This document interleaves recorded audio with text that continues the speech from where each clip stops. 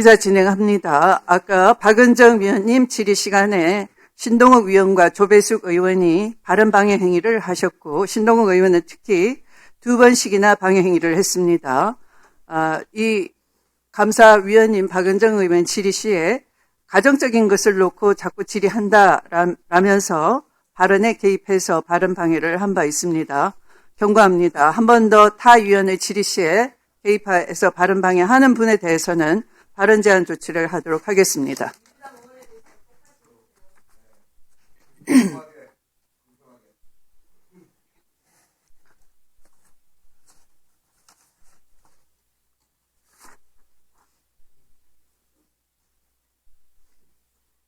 네, 다음은 김기표 위원님이십니다. 질의해 주십시오. 네네. 경기도 부천시를 김기표입니다. 제가 검찰에 들어가고 얼마 안 되었을 때 들은 요새 흔히 쓰는 표현으로 우픈 소리가 있었습니다. 권력기관에 당하고 당한 사람들이 아마 자조적으로 만들어낸 표현이 아닐까 싶었는데요. 지금도 돌아다니는 말인지는 잘 모르겠는데요.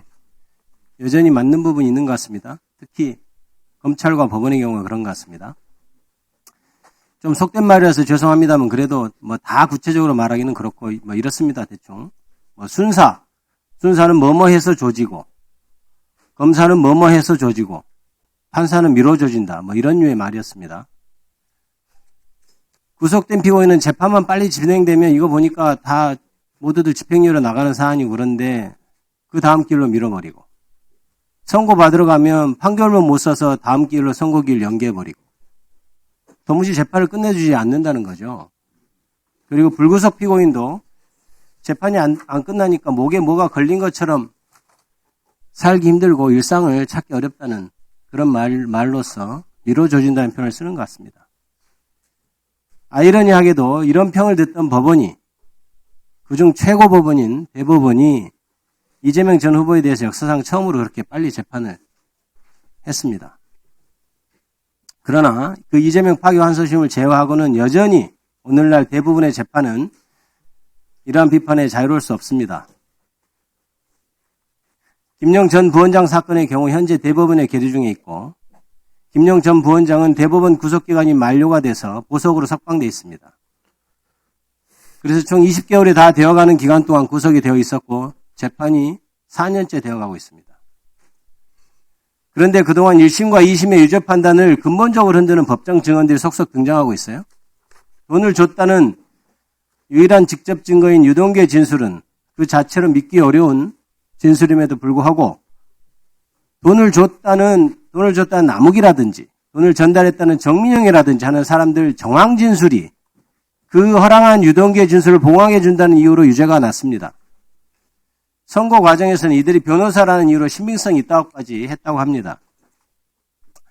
변호사니까 믿을만하다는 이들이 이제 그동안 했던 주요 진술이 거짓이라고 밝히고 있습니다. 그럼 어떤 진술이 진술일까요? 이들이 단지 이재명 국민주권 정보가 들어섰다고 갑자기 허위의 사실을 말한다고 할 수 있을까요? 그렇지 않죠. 지금 말하고 있는 것이 진실이겠죠. 자, 그러면 그러지 말고 객관적으로 한번 판단해 봅시다. 남욱이나 정민용의 경우는 진술이 2번 바뀝니다. 윤석열 정권 막 들어서자마자 검찰이 원하는 진술을 한 것이 첫 번째입니다. 그리고 이재명 국민주권 정부가 들어서자 검찰 주장과는 반대되는 진술을 한 것이 2번째입니다. 그럼 어떤 진술이 허위일 가능성이 높을까요? 윤석열 정권 들어서자마자 구속된 구치소 방해까지 들이닥쳐서 압수수색하고 이른바 위례사건이라는 별건을 수사해서 가만두지 않겠다고 하고 계속해서 검찰청에 소환해대고 뇌물로 될 만한 돈 받은 것을 들먹이면서 압박하고 검찰 마음에 들게 하니까 아예 기소도 안 해버리는 그런 검찰 앞에서 진술한 그 진술이 허위일까요? 아니면 단순히 그 무서웠던 정권이 바뀌고 아무런 압박이 없는데도 법원에 나가서 증인으로 증언한 진술이 허위일까요? 그건 누가 봐도 명백한 것 아닙니까? 누가 봐도 지금 하고 있는 진술이 진실일 수밖에 없죠. 가사 100번을 양보해서 그것도 인정 못 하시겠다면 이렇게 진술이 왔다 갔다 하는 사람들의 말을 유동규라는 사람의 그 갈팡질팡하는 말을 보강하는 유력한 증거라고 할 수 있겠습니까? 진술이 이렇듯 왔다 갔다 하면 적어도 유죄의 증거라든가 유죄를 보강하는 증거로는 쓰일 수 없다고 저는 배웠고 실무에서 그렇게 적용해 왔습니다. 법원에서 재판하는 사람들은 모릅니다. 재판이 세월아 내월아 길어져서 받는 그 피고인들의 고통을 모르죠. 당연히 모르죠. 그 고통은 피고인이 돼보거나 적어도 변호인이 되어서 피고인 옆에 있어봐야 알 수 있는 일입니다. 평생 법대에서 있는 사람이 그 고통받는 사람과 공감할 만큼 알기는 어려운 것입니다. 법원 행정처장님, 예. 이재명 전 대표의 파기환송 시행과 같은 그런 재판만 빨리 할 것이 아니라 김영 전 부원장 재판과 같이 속히 억울함을 풀어줘야 하는 사건을 신속하게 재판하십시오. 그리고 한 가지 더 첨언하면 사건의 실체를 꿰뚫어보는 해안도 갖추실 것을 바랍니다. 어떠십니까?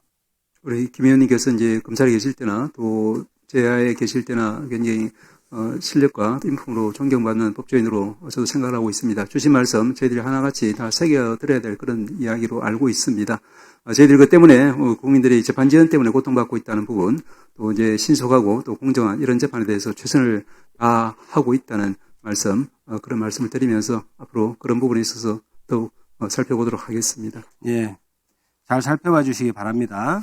자, 그리고 그 이재명 전 대표의 악마와 관련된 조폭 연루설에 대한 그 조작편지 조작편지 관련해서 그것을 제가 정리를 한번 해보겠습니다. 자, 편지가 2개 있어요. 편의상 그 시기가 다른 편지가 2개 있는데 편의상 1편지, 2편지라고 하겠습니다. 여러분 이해하기 좋게. 제가 지난 27일 대검찰청 국정감사에서 문제를 제기한 것은 2020년 11월 17일자 제1편지입니다. 자, 그 1편지에는 제가 말씀드린 대로 누군가에 의해 추가되고 가필된 내용이 있었고 그 추가 가필된 부분이 이재명 후보의 조폭 연루설의 근거로 되었던 것입니다. 대검 감정서에는 총 3가지에 대해서 판단했는데요. 그 3가지를 제가 다 읊을 건 없고 제가 문제 제기한 1편지 추가 가필된 것이 변조된 것이냐 이거에 대한 것이 첫 번째였습니다. 그때 대검은 판단 불가라고 했습니다. 이해하기 어렵죠? 가필됐고 누가 봐도 육안으로 봐도 글씨가 다른 것이 명백합니다. 27일 대검 국정감사에서 노만성 검찰총장 직무대행은 편지에 대해서 제가 국가수 감정 결과는 다르다고 하니까 대검 문서감성실이나 국가수나 다 판단 불명을 했다고 했는데 위증이거나 서류를 제대로 보지 않은 처사입니다. 서류를 한 번이라도 읽어보고 국정감사에 참여했다면 그렇게 읽고도 얘기했다면 위증일 테고요. 자, PPT 한번 보시죠. 가필 부분은 국가수와 대검이 두 기관이 모두 인정했고요. 자, 그런데 그 두 기관이 판단한 것이 다릅니다. 자, 국가수는 뭐라고 했냐면 2가지 이상 상이한 필적이 포함되어 있을 가능성이 높다. 저 여기서 가능성이 높다고 표현하고 있는데 국가수는 총 4단계로 필적 결과를 표시합니다. 첫째, 추정된다. 이게 가장 강한 겁니다. 가능성이 높음, 2번째. 가능성이 있음, 배제할 수 없음 이렇게 되어 있습니다. 추정됨으로 결과가 나가는 건 거의 없고요. 가능성이 높다는 것이 가장 감정 결과를 강하게 표현하는 것이라고 합니다. 상해한 필적이 분명하다고 판단을 한 겁니다. 근데 대검찰청은 여러 가지 이게 좀 다른 것 같은데 감정에 참여한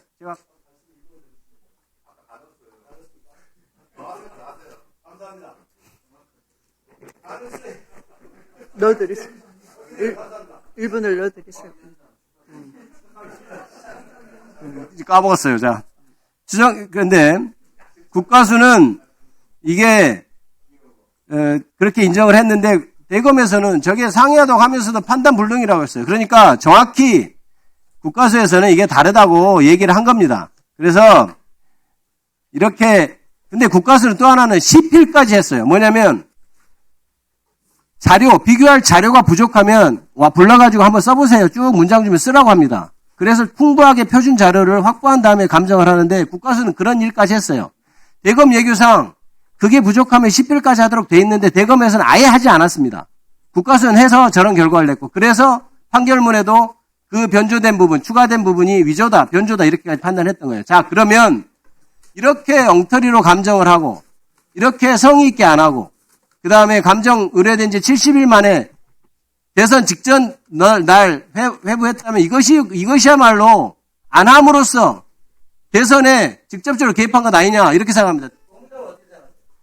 네, 상당히 의욕이 있어 보입니다. 네. 네, 수고하셨습니다. 네, 다음은 네, 박준태 의원님은 안 계시고 네, 박지원 의원님 질의해 주십시오. 공수처장님, 예. 내일 특검에 나가십니까? 지금 일정이 협의되지는 못했습니다. 좋습니다. 아무튼 저는 공수처장을 신뢰합니다. 그런데 잘 아시다시피 이완규 전 법제처장 내란 공모 세력이 영장이 기각되니까 최해병 사건의 주동자인 임성근 사단장의 변호인이 돼가지고 활동을 한다 이거죠. 법무장관, 예. 이게 말이 됩니까? 이완규가 임성근의 변호인, 이건 아직도 내란이 계속되고 있고 내란 세력이 준동하고 있다는 것을 의미합니다. 법원 행정처장님, 예. 과연 이런 이완규를 영장을 기각한 사법부에 대해서 내란 세력이다 하고 의심하지 않을 수 없는데 어떻게 생각하세요? 늘 말씀드리지만 우리 위원님께서 우리 사법부에 대해서 제일 이해가 깊으시고 많이 배려해 주시는 걸 잘 알고 있습니다. 보십시오. 저 내란 세력들은 우리 국민이 전 세계가 주시하는 이재명 트럼프 관세 협상에 대해서도 아랑곳하지 않고 전환길이라는 작자는요, 트럼프 대통령한테 편지를 보내서 윤석열이 면회 좀 가주라. 트럼프 대통령이 무슨 장동혁이 동생입니까? 이런 짓을 보고 우리 국민들은 어떻게 내란 세력이 저렇게 할 수 있는가 하는 것을 화나는 겁니다. 자, 장동혁 보세요. 공수처장님. 네. 장동혁 국민의힘 대표는 그분의 정의치는 국민의힘 당 대표실이 아니라 공수처 검사실이 돼야 된다고 생각하는데 어떻게 생각하세요? 여하튼 장동혁 대표 관련해서 자초지 정책에 대해서 살펴보도록 하겠습니다. 네. 잘 보세요. 잘 봐. 이러면 안 돼요.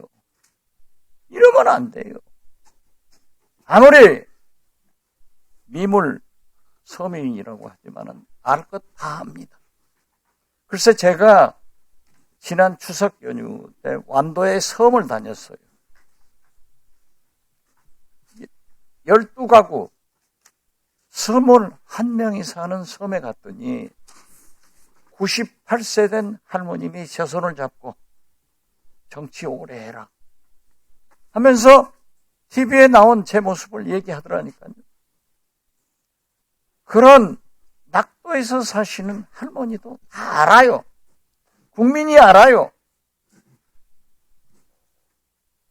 그런데 아직도 내란 세력이 조희대 대법원장, 서울고등원장, 서울지방주법원장, 소위 수원 브로더스라고 하는 3명의 영장실질심사 담당 판사, 저는 이 사람들은 내란 음모 세력이라고 봅니다.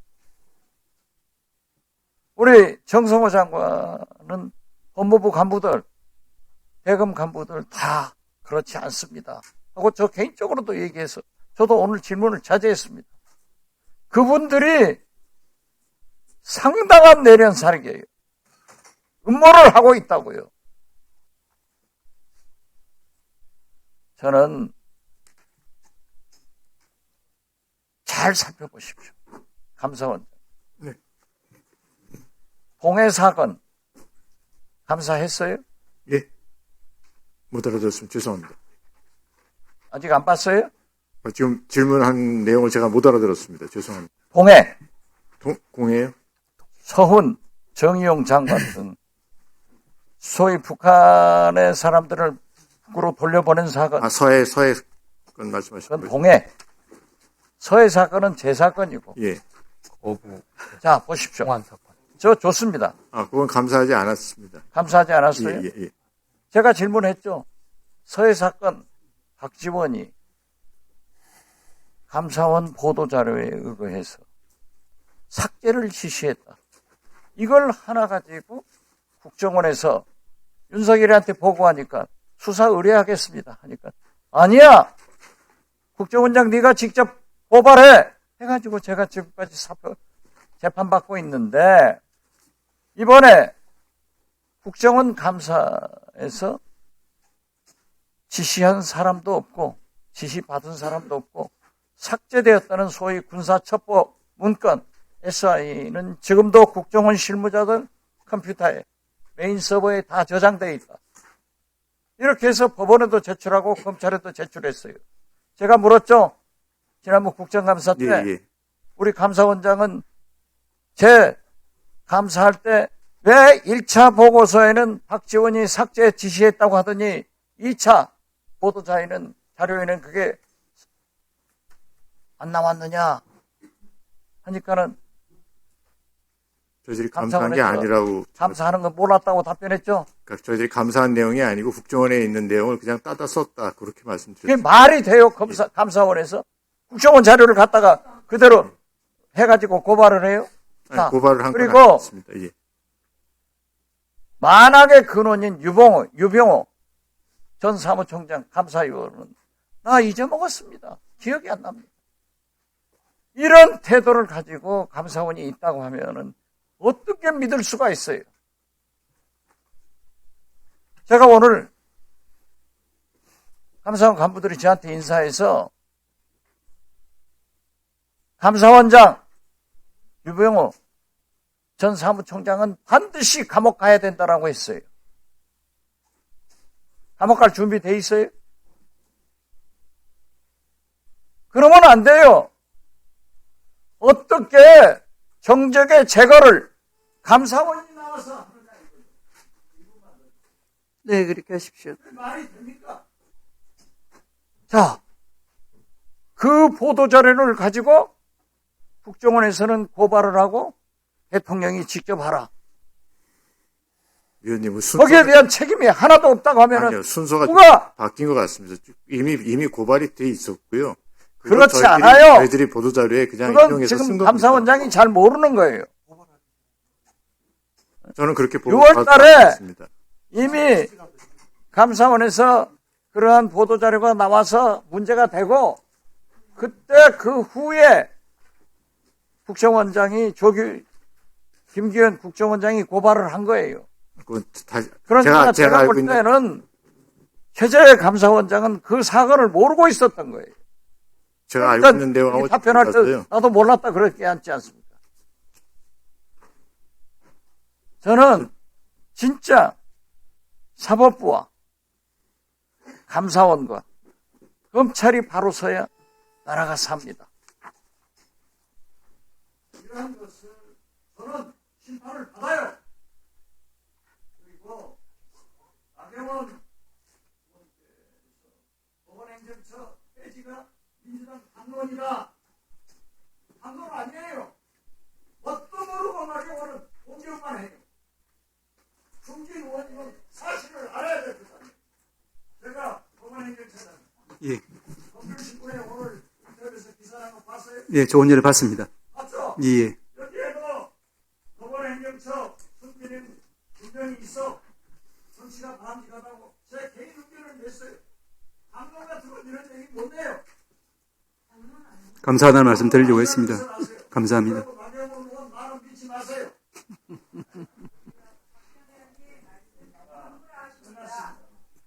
네, 수고하셨습니다. 다음은 송석준 의원님. 네, 송석준 의원님 질의해 주시고요. 나경원 의원님은 발언을 삼가하시고 질의할 수 있도록 협조해 주시기 바랍니다.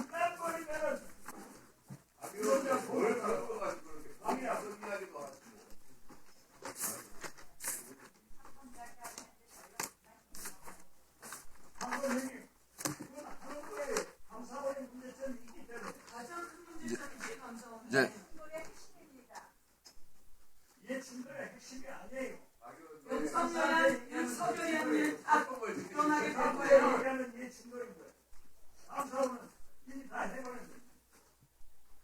윤석열이 박은정 잡으려다 못 잡았고, 이승용 잡으려다가 못 잡았고, 서영교 잡으려다 못 잡았고, 박지원 잡으려다 못 잡았고, 여기 다 당한 사람들 다.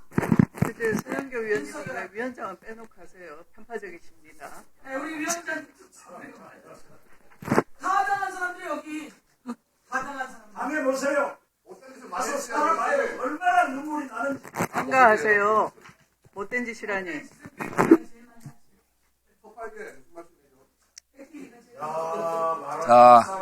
자, 이제 앞집 이제 질의 시간이니까 조용히 하세요. 맞습니다. 예, 충돌.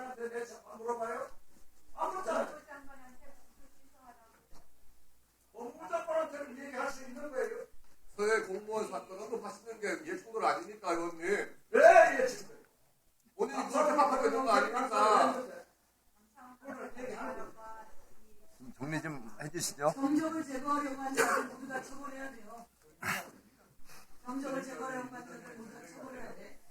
윤석열이 그래서 감옥에 갔는데 아직 정신을 못 차리나? 응? 김건희가 매번 감옥에서 이렇게 나오고 있는데 아직도 정신을 못 차리나? 아직도 더 많아. 마약도 있고. 훨씬 더 많아. 경찰 인사에 대입한 거. 네, 서영교 의원님 잠깐 발언을 중단해 주시고요. 경고 좀 주세요, 경고. 곽규택 위원이 방금 서영교 의원을 향해서 서팔계라는 멸칭을 썼습니다.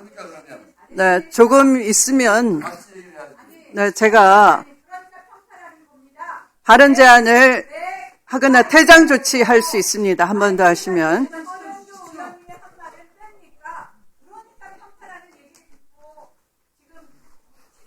자, 송석준 의원님.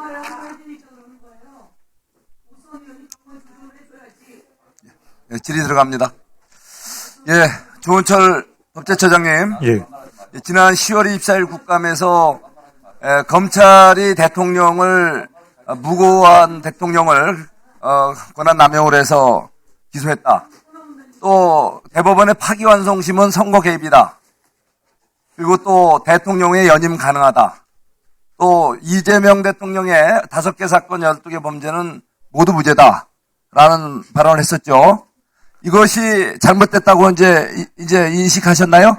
그 중에서 그 대통령이, 이재명 대통령이 연임이 가능하다는 취지로 말씀드린 건 아닙니다. 자, 나머지 부분에 대해서는 어떻게 잘못됐다는 거 인식하셨어요? 개인적인 의견을 표현했다, 이 국감장에서 발언했다는 점에 대해서는 아까 말씀드린 바와 같습니다. 어떻게, 그게 뭐예요? 유감? 어, 사과해야죠. 그 점에 대한 지적은 겸허히 받아들인다고. 교모에게 받아들이는 게 아니라 사과를 해, 사과를. 공직자가 해서는 안 될 말을 한 거 아니에요? 법원을 무시하고 이 사법부를 아주 이렇게 알기를 우습게 하는 그런 발언. 예, 그리고 또 이렇게 헌법 규정을 갖다 정면 배치하는 발언을 어떻게 법제처장이 이렇게 서슴없이 그것도 국정감사장에서 합니까? 부분에 대해서는 명백하게 잘못을 시인하고 사과를 해야죠. 헌법 규정에 배치되는 취지로 말씀드린 게 아닙니다. 분명히 자, 분명히 말씀드리지만 헌법 규정에 나와 있는 거고, 곽 의원님이 헌법을 침해하는 발언을 행정부의 한 기관이 어떻게 그걸 하는 거예요? 그걸 아직도 반성을 안 하고 있구나. 그거 자, 그렇다면 지금 반성할 기미가 안 보인다면 즉각 사퇴하세요. 자격이 없어요. 이번에 아까 좀 반성하는 거 보여서 좀 봐주려고 했더니 오늘 저 구간 끝나면요 바로 사퇴하세요. 알았죠? 그건 네, 딴 얘기 필요 없어요. 뭐 제가 결정한 문제도 그만 이제 예. 오늘 이제 사퇴 촉구합니다. 자, 이게 개인 사펌 로펌의 여기 지금 대표가 아니에요. 법제처는 이재명 대통령의 로펌 아닙니다. 예, 로펌 대표 행태 그만하시고, 자, 헌재소 우리 손 처장님. 네.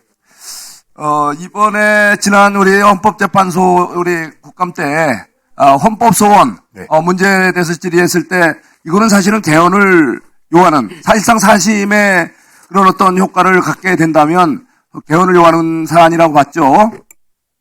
자, 그런데 지금 이번에 이 헌법재판소 구성이 이렇게 좌파 성향의 그 재판관이 9명 중에 6명으로 구성이 됐다는 거예요.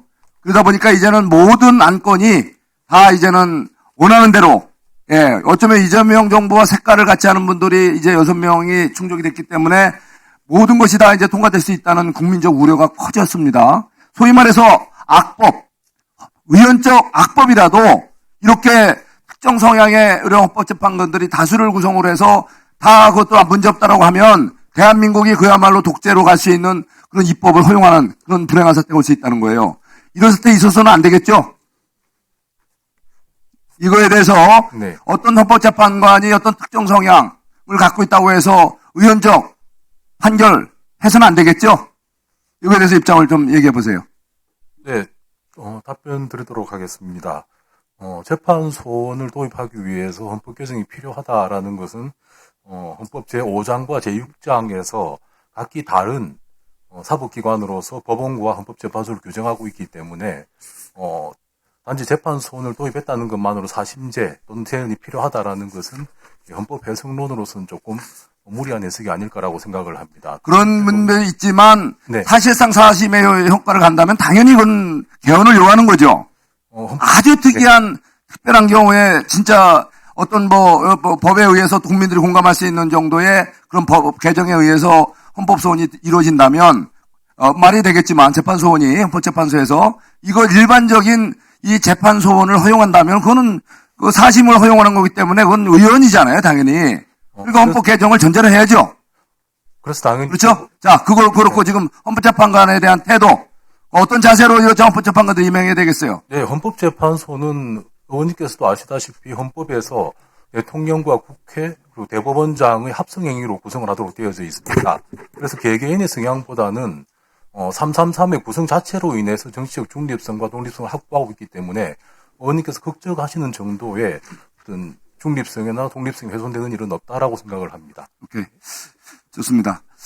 자, 제가 정말 우리 앞에 의원님들이 바로 우리, 이 비상계엄을 두고 내란이다 하면서 모든 것을 다 이렇게 몰아가고 있어요. 심지어 검찰에 대해서는 대통령을 기소한 자체가 조작이다. 그러면서 검찰 전체를 매도하고 검찰을 폐지하려고 그러고 검찰개혁이라는 이름으로 검찰을 마구마구 짓밟고 있습니다. 이 자리에서. 그리고 또, 이런 헌법, 우리 지난번에 파기환송심을 했다는 이유로 또 이 사법부조차도 이재명 대통령에 대한 불이익한 재판을 진행하고 있다. 했다고 해서 또 사법부를 이렇게 무시하고 사법개혁이라는 이름으로 의원적 법률들을 막 이 발의를 하고 있단 말이에요. 자, 이게 얼마나 기가 막힌 일입니까? 예? 대한민국은 분명히 헌법에서 국민들의 명으로 삼권 분립을 가장 기본적인 헌법 원리로 저렇게 좀 만들어서 사법부든 행정부든 입법부든 서로가 동등한 입장에서 견제와 균형을 통해서 국민 기본권을 지켜야 되는 거 아닙니까? 그렇죠? 예.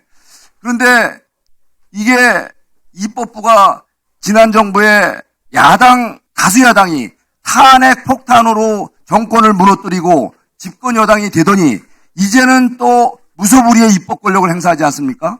지난 정부 때만 해도 야당, 다수야당이 입법한 것이 잘못되면 제2요구권에 의해서 거부가 됐어요. 그런데 이제는 이 모든 입법이 이제는 대통령이 이제 자당이 된 여당이기 때문에 이제 잘못된 법안도 통과될 수도 있다는 거죠. 이렇게 소위 위헌적 법률들이 마구마구 쏟아지고 그것이 헌법재판소에서 걸러지지 않는다면 이제 대한민국은 독재로 가는 거 아닙니까?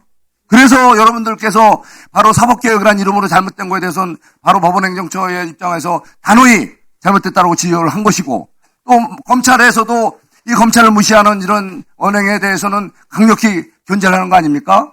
바로 이렇게 잘못된 대한민국의 방치해서는 안 되는 거죠. 자, 우리 장관님.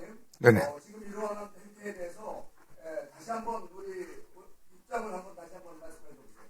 예, 어쨌든 지난해 윤석열 대통령의 위헌위법적인 그 비상계엄 이후에 우리 국가에 그런 공감대는 있는 것 같습니다. 국가 권력에 의한 국민의 기본권 침해를 반드시 막아야 된다. 어떤 기관이든 간에. 그런 의미에서 저는 뭐 검찰개혁이나 사법개혁도 논의되고 있다고 생각하고 있고요. 저희 검찰과 관련해서는 그 이전과는 분명히 다르게 저희들이 국민의 기본적 인권을 최대한 보장하는 방향으로 개혁을 좀 하고자 합니다.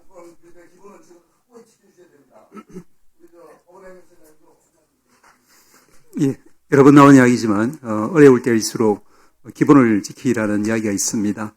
그리고 우리가 개혁을 논의할 때는 그 본질을 항상 잊지 말아야 된다라는 그런 이야기가 있습니다. 1789년 프랑스 혁명 인권선언에서 국민의 기본권과 상권분립이 보장되어 있지 않은 나라는 헌법을 가지고 있지 않다고 했습니다. 저희들도 상권분립이 바로 서서 국민의 기본권, 국민의 권익 신장이 이루어지는 그런 나라가 되도록 저희 역할도 충실하게 하겠습니다.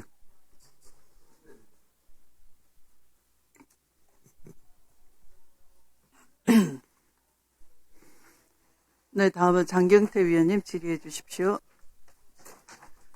장관님, 수원지검이 있었던 연어 회유 술파티 세미나 아실 겁니다. 네. 4월 17일에 수원지검에서는 그런 사실 없었다 했는데 4월 17일에 공문을 보내서 수원구치소로 이런 일이 있었냐라고 합니다. 알고 계십니까? 당일에 결과가 없는데 당일에 공문 발송하고 또 이 공문이 답장이 없는 상태에서 결과가 나옵니다. 그리고 아주 결정적인 내용은 아마 전에도 제가 보셨을 텐데요.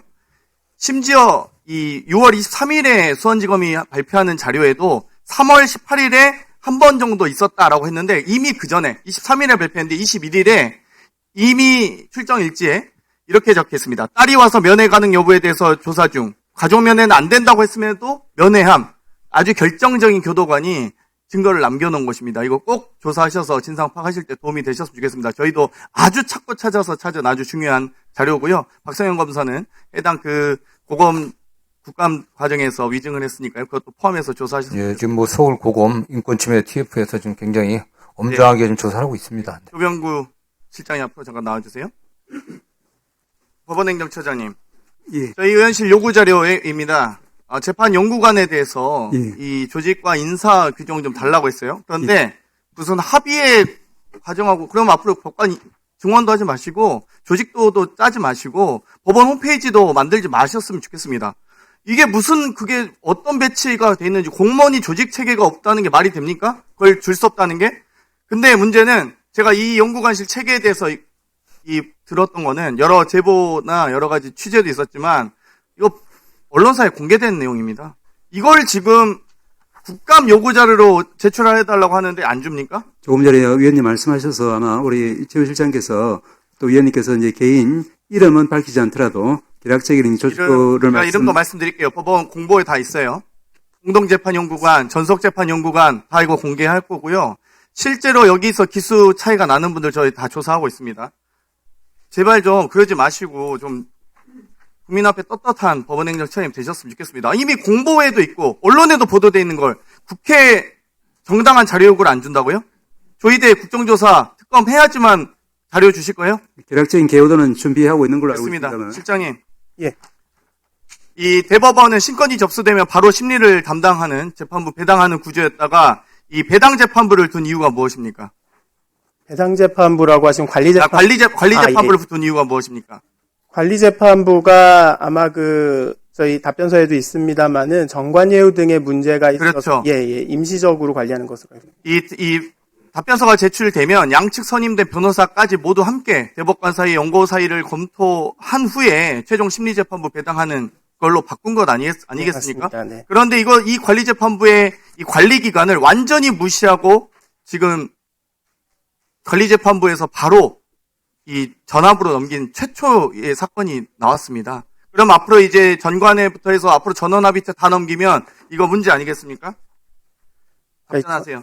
그 전원합의 원칙과 예외에 대해서는 지난번 저희 대법원에 오셨을 때도 말씀드렸지만 사실 이 사건이 이례적으로 진행되었다는 점에 대해서는 그거는 뭐 어떤 분이라도 그렇게 보일 것으로 생각하고 저도 그렇게 생각하고 있습니다. 다만 이게 이런 방식으로 심리를 한 전례들도 좀 있고 매우 이례적인 사건들은 그런 적이 있다라는 취지의 말씀입니다. 없으니까요. 로그 기록도 없을 겁니다. 그 수도권 법원에서 서울중앙지법원장 오민석 법원장, 이 조희대 대법원장의 수석재판연구관으로 아주 유명하신 분이죠. 이분이 아주 중요한 얘기를 합니다.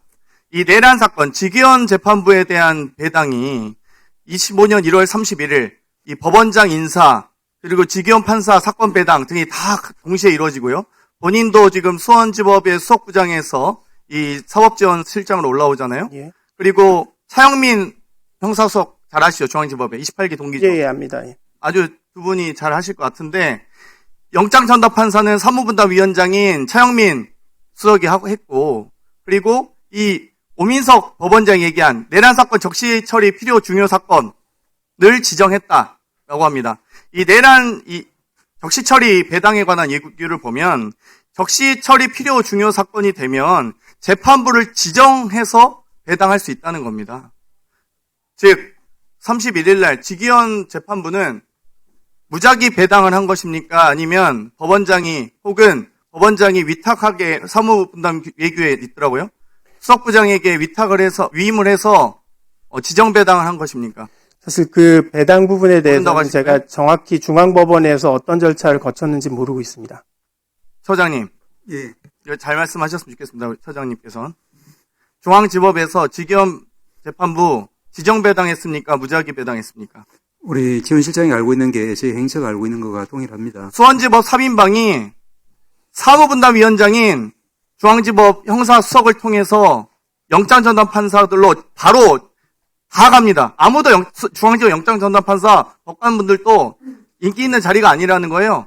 그런데 그 역할을 우리 조병구 실장의 동기인 차영민 형사수석이 또 조영민 형사수석과 조영구 수석 둘 다 수석부장은 조희대의 수석부장 1기 아닙니까? 24년 2월에 다 법관 인사로 영전하신 분들인데 그렇게 영장전담판사로 배치하고 그리고 지기현 재판부 배당도 적시처리 중요 사건으로 분류돼서 지정 배당이 가능하다는 겁니다. 이거 중앙지법에서 정확하게 확인하셔야 되고요.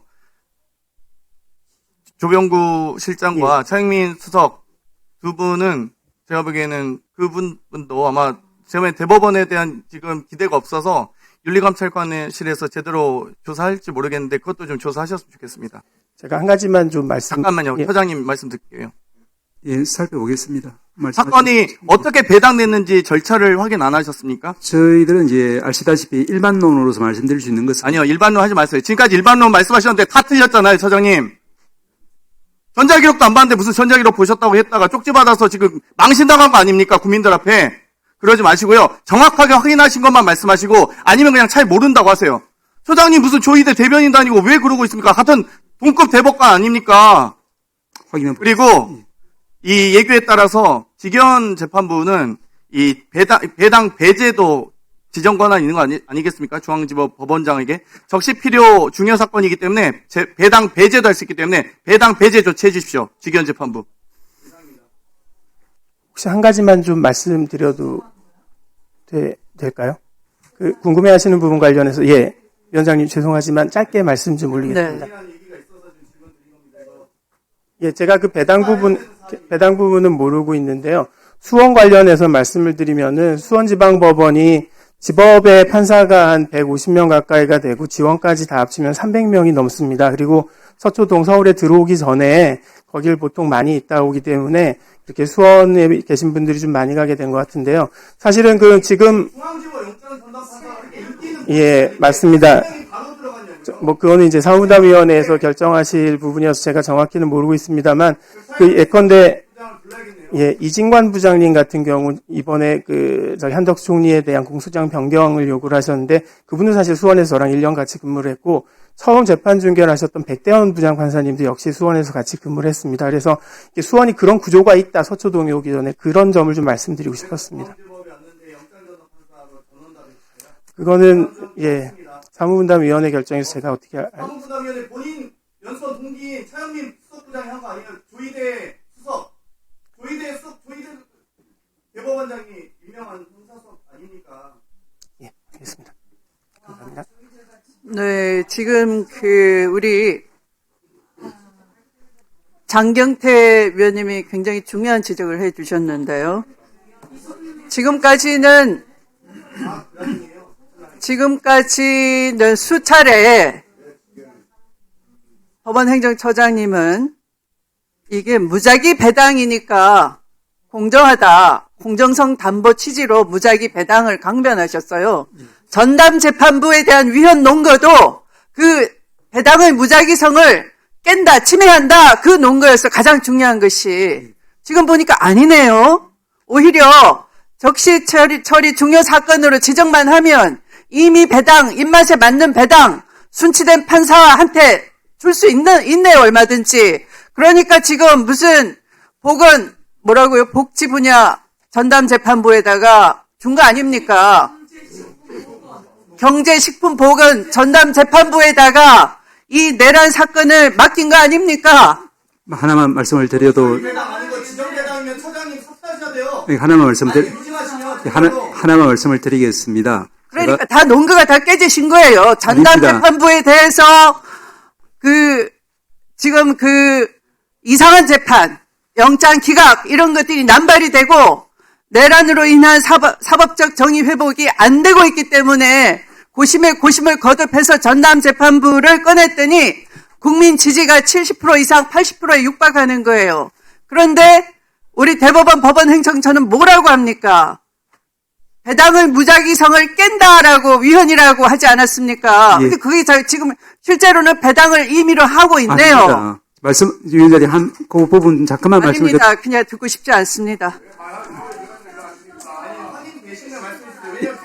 예. 직전에 김상훈 수석부장도 28기 사통기잖아요. 제가 보고받기로는 두 가지. 첫째는 이제 그 영장 위원님 죄송합니다만 아니요, 발언 제한합니다. 다음은 신동욱 위원님 발언하십시오. 질의하십시오.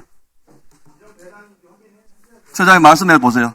예, 제가 보고받기로는 두 가지. 첫째는 이제 영장 판사 배치하는 부분은 아까 우리 지원 실장님 말씀하신 것처럼 이제 그 상분담위원회라고 하는 판사들의 민주적인 어떤 이제 그 합의체를 거쳐서 법원장이 최종 임명한 것으로 알고 있고요. 두 번째, 그 지기현 부장은 이제 제가 알기로는 이제 그 경제전담부로서 이번에 내란 사건은 이제 일반 사건으로 배당이 처음이 된 것 같습니다. 그래서 김용현 사건이 최초로 그 무작위 배당에 의해서 지기현 부장 방에 배치가 됐고, 그 다음에 나머지 이제 우리 경찰청장하고 그 다음에 대통령 이 두 사건은 관련 사건으로 해서 규정에 정해진 바에 따라서 그렇게 그 사건에 묶어서 지금 배치가 된, 배당이 된 걸로 알고 있습니다. 그렇게 저는 보고받았고, 그것이 우리 일반적인 어떤 이제 사건 배당의 루틴하고 동일치하기 때문에 저는 거기에 대해서는 특별한 의무를 가지고 있지 않다는 말씀을 드리려고 했던 것입니다.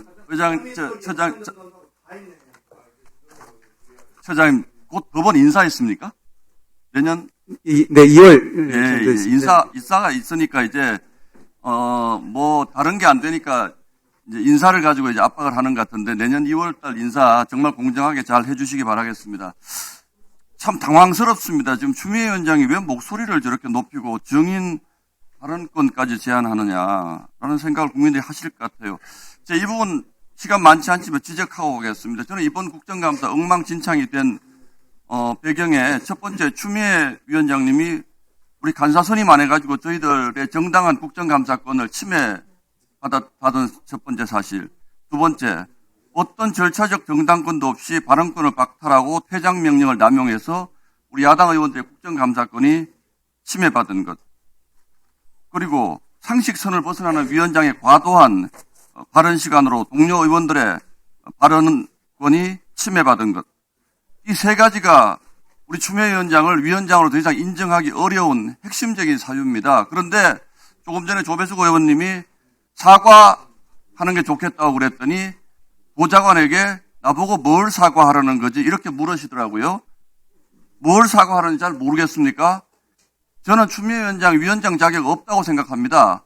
오늘 국정감사로 법사위가 끝나는 것도 아니고 앞으로 법사위는 계속돼야 되고 이런 공방은 계속될 것이고 제가 지적한 이 세 가지 문제가 이 법사위에서 끊임없이 논란이 될 것이고 여론의 질타를 받을 것인데 오늘 자꾸 웃으시더라고요. 위원장님 혹시 지지자들에게는 내가 잘하고 있다라는 칭찬 요즘 받고 계십니까?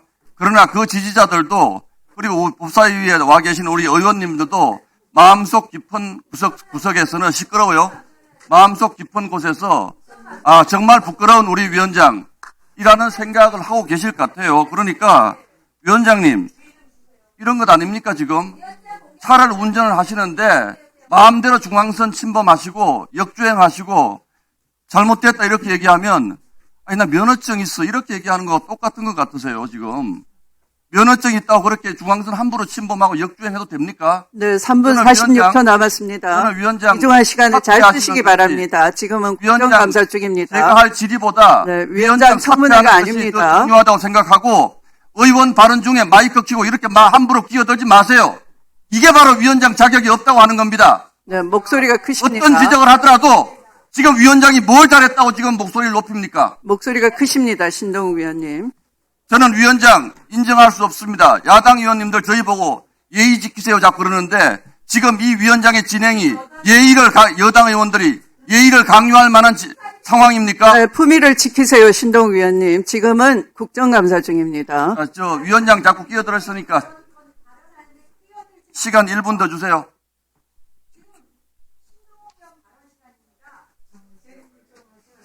자, 오늘 제가 발언하면 무서워요? 왜 이렇게들 끼어드세요?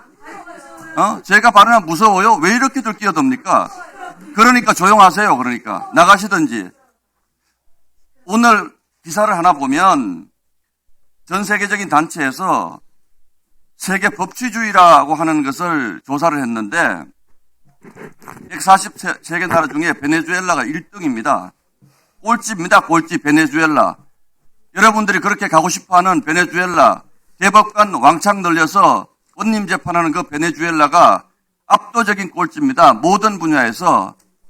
그런데 우리 총리 형이 김민웅 씨는 뭐라고 얘기냐 하면 베네수엘라는 사법개혁에 좋은 모델이라고 얘기합니다. 지금 이번 국감 내내 여러분들이 외쳤던 것이 바로 저 베네수엘라 모델인데 정말 걱정스럽습니다. 법무부 장관님, 베네수엘라가 압도적인 꼴찌입니다. 그 단초는 대법관 수를 늘린 거예요. 법무부 장관 어떻게 생각하십니까? 그거 하나가 문제가 아니라 차별수 독재 체제의 문제 여러 가지 문제점도 있었고요. 네. 예, 법치주의가 그렇게 망가진 나라의 대표적인 사례가 베네수엘라입니다. 그래서 저는 이런 문제들이 우리나라가 지금 굉장히 심각한 위기에 빠져 있다고 생각하시는 분들이 많습니다. 예를 들어서 이런 거 한번 제가 질문 한번 드려보겠습니다. 어떤 국민이 본인의 SNS에 12.3 계엄은 이걸 어떻게 내란이라고 할 수 있나 이렇게 글을 올리면 그게 사법처리의 대상이 됩니까? 내란 동조입니까? 그런 정도요. 표현의 자유의 범위에 들어가는 거 아니겠습니까? 예, 표현의 자유고 양심의 자유겠죠. 판단의 자유일 것이고. 근데 만약 공직자가 그렇게 하면 처벌 대상이 됩니까? 정치적 중립성을 이 문제 제기가 있을 수 있다고 생각합니다. 그런데 지금 대한민국은 적어도 사적인 영역에서 그런 발언을 하는 것조차도 그렇게 모든 것을 옥죄려고 하는 독재로 가고 있다고 생각을 합니다. 이진숙 위원장 같은 경우가 아주 대표적인 사례 아닙니까? 본인이 탄핵 기간 중에 방송에 나가가지고 그런 얘기를 했다고 해가지고 수갑 채워서 구속시키려고 하는 게 그게 바로 대한민국의 지금 양심의 자유가 보장되는 나라입니까? 장관급 공직자로서 어떤 정치적 중립의 의무를 훼손했다는 그런 의심을 받고 있는 겁니다. 오늘 민주당이 여러 가지 소설을 들어서 가지고 나오셨는데 대법원을 압박하다가 안 되니까 이제 마침내 대법원을 내란의 공범으로 몰려고 하는 것 같아요. 그래서 그날 밤에 어디 있었느냐, 몇 시에 출근했느냐, 왜 국회로 달려오지 않았느냐 이런 터무니없는 주장들을 하는데 그날 밤에 국회로 달려오지 않은 사람들은 다 내란 동조자입니까? 법관들은 자기 검문지로 간 게 잘못된 것입니까? 그 자체만의 문제가 아니라 어쨌든 네.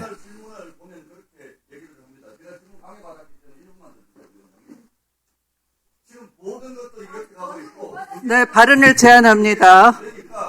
뭐라고 또 얘기하냐면 법원 개인을 직접적으로 경영하면서 공격을 하기 시작합니다.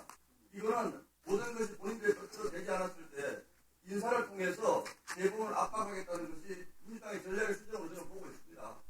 현재 법원행정처장님 제가 앞서도 말씀드렸습니다만 대법원을 공격하다가 안 되니까 대법원을 법원 전체 발언 시간이 종료되었으므로 진행에 협조해 주시기 바랍니다. 마무리해 주십시오. 법원이 정말로 중심 잘 잡아주시고 정상적으로 법대로 양심적으로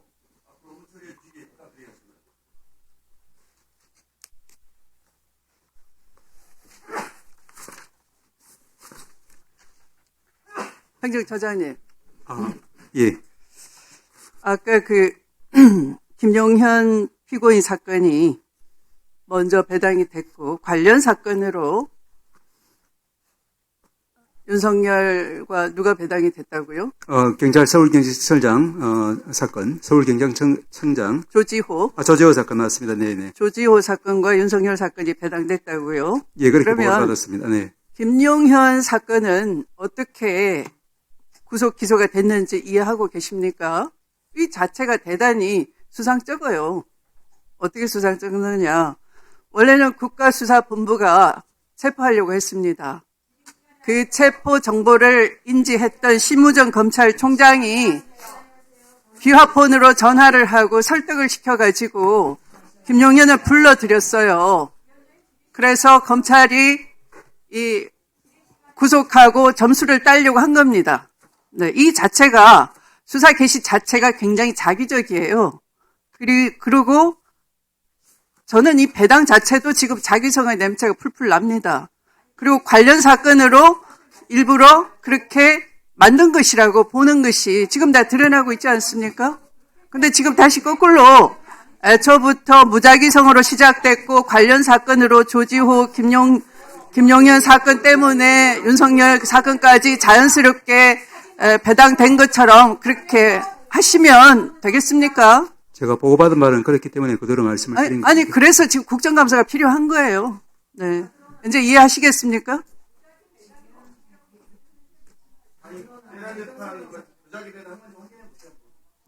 예, 들어오기 전에 제가 확인했는데 다시 한번 확인해 보겠습니다. 네. 무작위성을 가장했다 이 말이에요. 수사 과정에서부터. 무슨 질문이라도 좋은데 본인 시간이 앞으로 자꾸 뛰어들지 마시라고요. 왜 남의 시간에 자꾸 뛰어들어요? 마음대로 안 뛰어 무슨 의사 진행이야 팩트에 대해서 확인하는 건데 회의 진행에 안 들어가니까 이게 무슨 회의 진행이 그렇습니까? 내랑 진사하지 않은데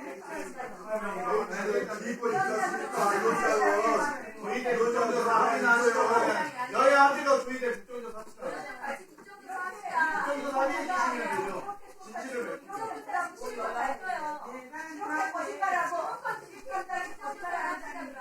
그래서 지기현이 구속 취소를 한 거예요? 그래서 내가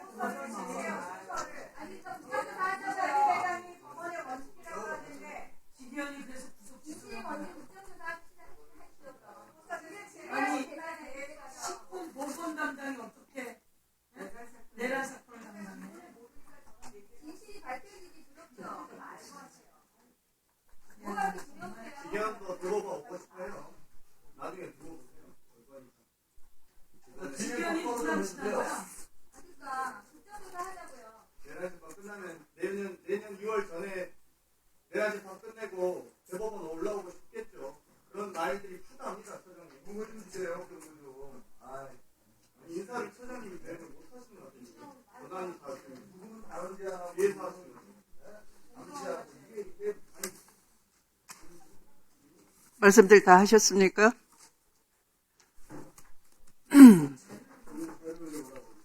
네, 이성윤 의원님 자료 요구해 주십시오. 오민석 서울중앙법원장이 감사에 나와가지고 이 윤석열 사건은 적시 처리가 필요한 중요 사건이라고 얘기했습니다. 예. 근데 적시 처리가 필요한 중요 사건의 선정 및 배당에 관한 얘기를 보면 사회적으로 중요한 사건, 국가 또는 지방자치의 손실이 예상되는 사건 또는 사회적 파장이 크고 선례로서 가치가 있는 사건을 모두 적시 처리 필요 사건으로 지정할 수 있고요. 이 지정되면 협의를 하게 되어 있습니다. 그리고 선정이 되면 재판 사무 시스템에 취지를 등록하고 법원의 행정처에 보고를 하게 되어 있습니다. 맞죠? 사조에 그렇게 되어 있습니다. 아십니까? 그래서 이 사건이 사건 배당 주관자가 아마 그 수석부장 같은데 이 부장이 어떻게 회의를 했고 그다음에 재판 사무 시스템에 어떻게 등록이 되어 있는지 그리고 이거를 대법원에 전자메일을 보고를 했는데 그 보고자를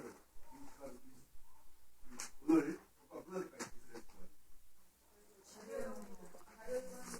행정처장님 이해하셨습니까? 예, 저희들 다 뒤에 보고 듣고 있으니까 네, 다 적고 네. 있을 겁니다. 네. 네. 나경원 의원님.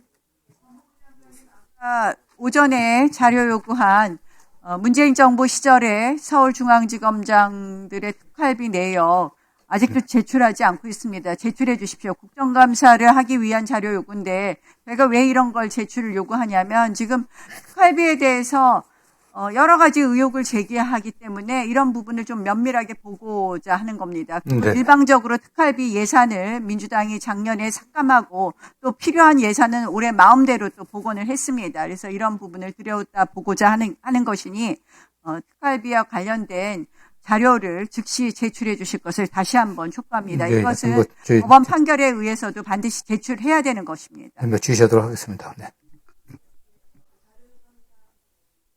네, 조배숙 의원님. 네, 행정처장님. 예.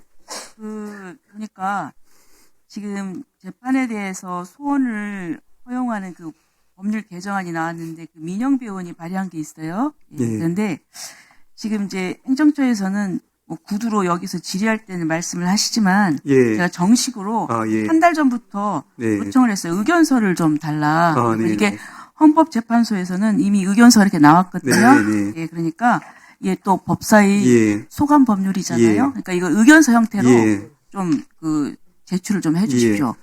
한 달 전부터 부탁을 했는데. 예, 준비해서 드릴 텐데, 다만 이제, 지난번에 얼마 전인가, 한 일주일 전에, 우리 이제 문영배 전 재판관께서도 이제, 한겨레 토론회인가? 거기 가서도 이제 말씀하신 게, 우리가 이제 그 국회 차원의 그런 공청회, 공론화 얘기도 좀 사업부도 적극 참여하면서 또한 사업부 자체도 이 중요한 문제에 대해서 좀 이제 공론화 절차를 가질 필요가 있다라고 해서 저희들이 좀 그런 부분을 준비를 하고 있습니다. 그래서 저희들은 항상 오픈된 자세로 가지고 있지만 저희들이 최종적으로 이제 그런 절차를 거쳐서 우리가 이제 최종 입장을 좀 정리할 필요가 있어서 조금 지금 지켜보고 있는 상황인데 다만, 초안적인 형태 내지는 이제 기존의 입장 정리의 형태로라도 드리도록 이제 준비하겠습니다.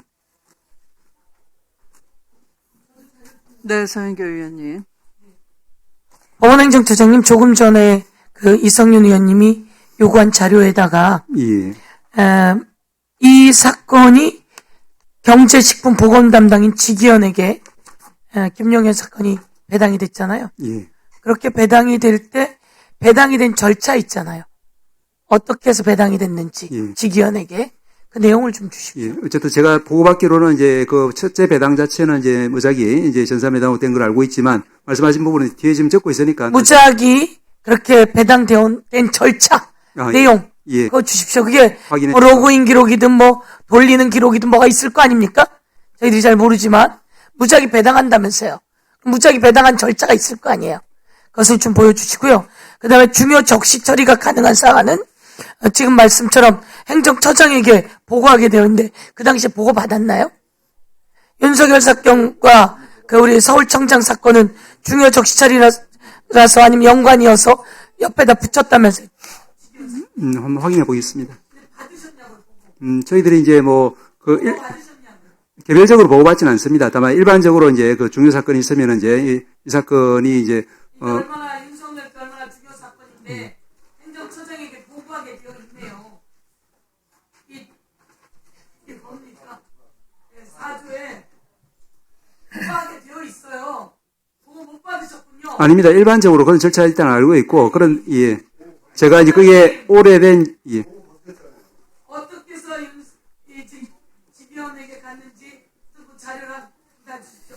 다시 한번 더 보십시오. 그렇게 하겠습니다. 네. 아니, 그 행정처장님 수많은 사건을 다뤄보신 법적 경험도 출중하시고 훌륭하셨는데 윤석열 내란 사건을 가지고 보고를 받았다 안 받았다를 답변을 안 하십니까? 일반론으로 보고 받게 돼 있다. 지금 규정을 가지고 거론하십니까? 보고 사건은 이제 아마 제 기억으로는 이제 정기적으로 이렇게 이제 어떤 사건들이 왔다 이렇게 이제 그냥 누가 와서 보고하는 게 아니라 그런 이제 그 모은 이런 자료를 갖다가 쭉 저희들한테 주면은 이제 저희들이 뭐 바쁘면 이제 그런 식으로 쭉 훑어보는 정도입니다. 그래서 이제 그렇게 절차에 따라 했다면 당연히 제가 받겠죠. 그래서 다만 이제 확실하게 말씀드리기 위해서 제가 확인을 해보겠다는 말씀을 드린 것입니다. 그만하시죠. 서면으로 해 주시기 바랍니다. 자료 요구는. 네, 다음은 최혁진 위원님 질의해 주십시오. 네, 존경하는 추미애 위원장님, 제가 발언을 할 때마다 이렇게 방해를 받고 있기 때문에 미리부터 1분 시간을 더 얹어주시기 바랍니다. 서면으로 하세요, 서면으로.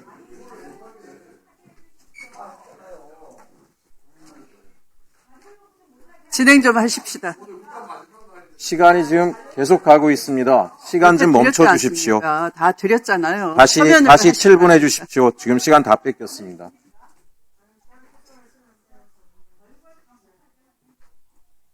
저기 저 7분 다시 해 주세요. 시간 다 도로 뺏겼습니다. 네, 7분 시작해 주십시오. 예, 존경하는 추미애 위원장님, 계속 제가 준비한 질의에 집중해야 되는데, 이제 사전에 좀 납득할 수 없는 지금 궤변 같은 얘기들을 또 국힘 의원님들이 하시다 보니까, 거기에 대해서 또 이제 저도 반박을 해야 되다 보니까 시간을 많이 뺏기고 있어서요. 미리 1분을 좀 더 더해 주실 것을 요청드립니다. 지금 국민의힘에서 오늘 여러 가지 국감 관련해서 여러 말씀을 하시는데요. 다시 한번 제가 말씀드립니다. 법사위 간사 문제는 저 같은 초선도 명확히 알지만, 공직이해충돌법 위반인 분이 오셔가지고 지금 위원 들어온 것도 문제이고 거기에 간사까지 요구하니까 이 지경이 된 거 아닙니까?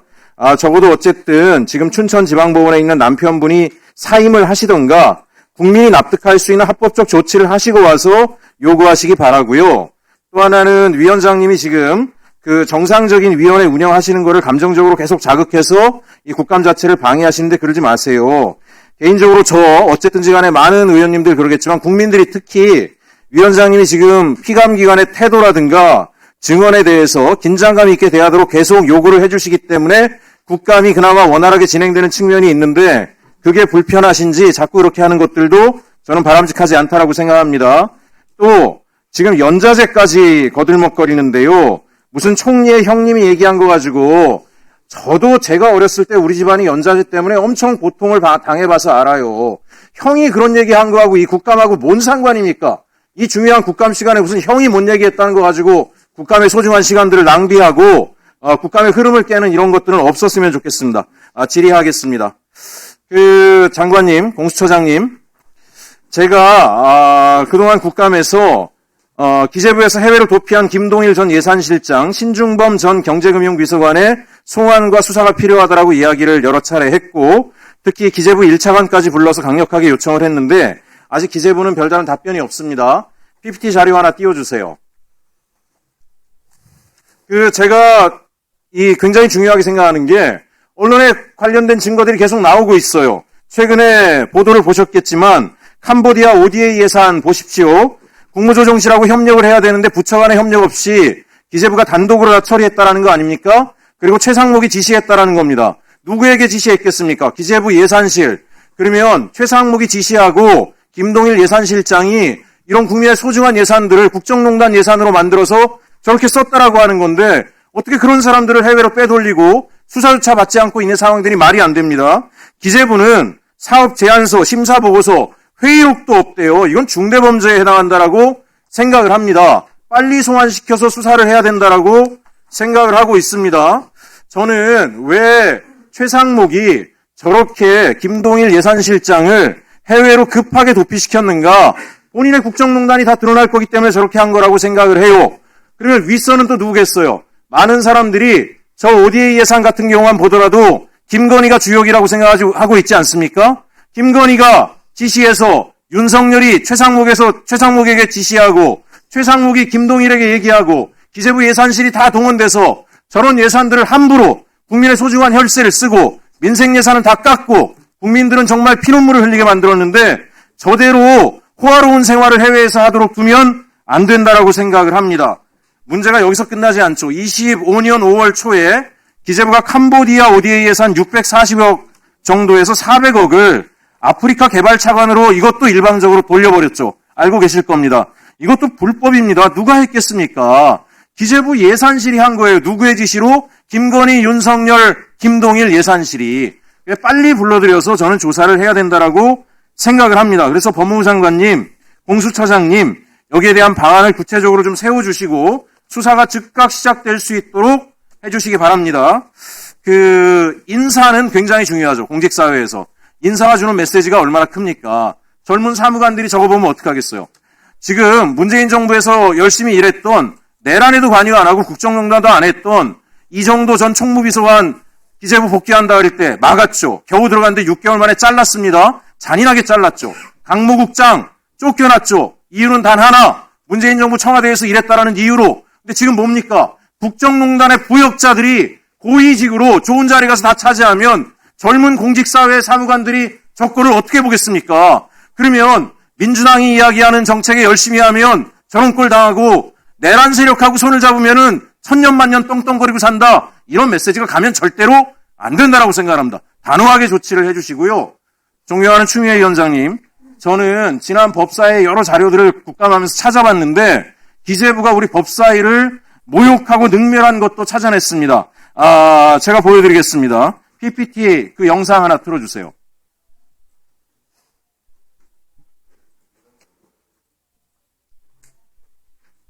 영상 안 나와요?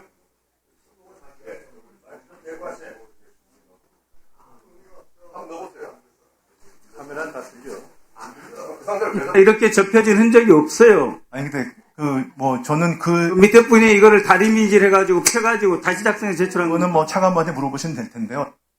자, 다음 PPT도 열어보세요. 자, 최상목 자기는 접혀진 3단으로 접혀진 쪽지기 때문에 보지도 못했다. 그걸 그대로 윤인보 차관보한테 전달했다. 저기 사진 보십시오. 빳빳하게 펴진 종이를 그대로 정독을 하고 있습니다. 윤인대 차관보 여기 나왔는데 우리 곽규택 의원이 나와가지고 이렇게 접혀서 주머니에 놓았다라는 거죠. 우리 법사위를 모독까지 했습니다. 예? 이제 그 증거들이 다 나타났어요. 저는 존경하는 추미애 위원장님. 윤인대 차관보님 어디 계시나요? 한번 일어나 보시죠. 여기 이 자리에는 없습니다. 기재부 윤인대 차관보가 지난번에 법사위에 와서 저런 증언을 했는데 법사위를 능멸한 것이라고 생각하기 때문에 위증죄로 반드시 심판을 받아야 된다고 생각을 하고요. 곽규택 의원 위증교사한 거 아닌지 분명히 조사해야 된다고 생각합니다. 존경하는 우리 추미애 위원장님, 법을 바로 세우고 원칙을 바로 세우고 공직기강이 바로 서야 된다고 생각하고요. 장관님, 공수처장님, 특검에도 분명하게 얘기해서 관련자들 전원, 국정농단 예산에 관여한 사람들, 또 저 두 사람이, 저런 짓을 한 두 사람이 명예퇴직으로 2억씩이나 챙기고 도망을 갔어요. 누가 이 인사에 개입했는지, 지시했는지까지 명확하게 찾아서 책임을 묻고 위증을 한 윤인대 차관보는 법사위 차원에서 반드시 고발 조치해 주실 것을 요청드립니다. 이상입니다. 잘했어요.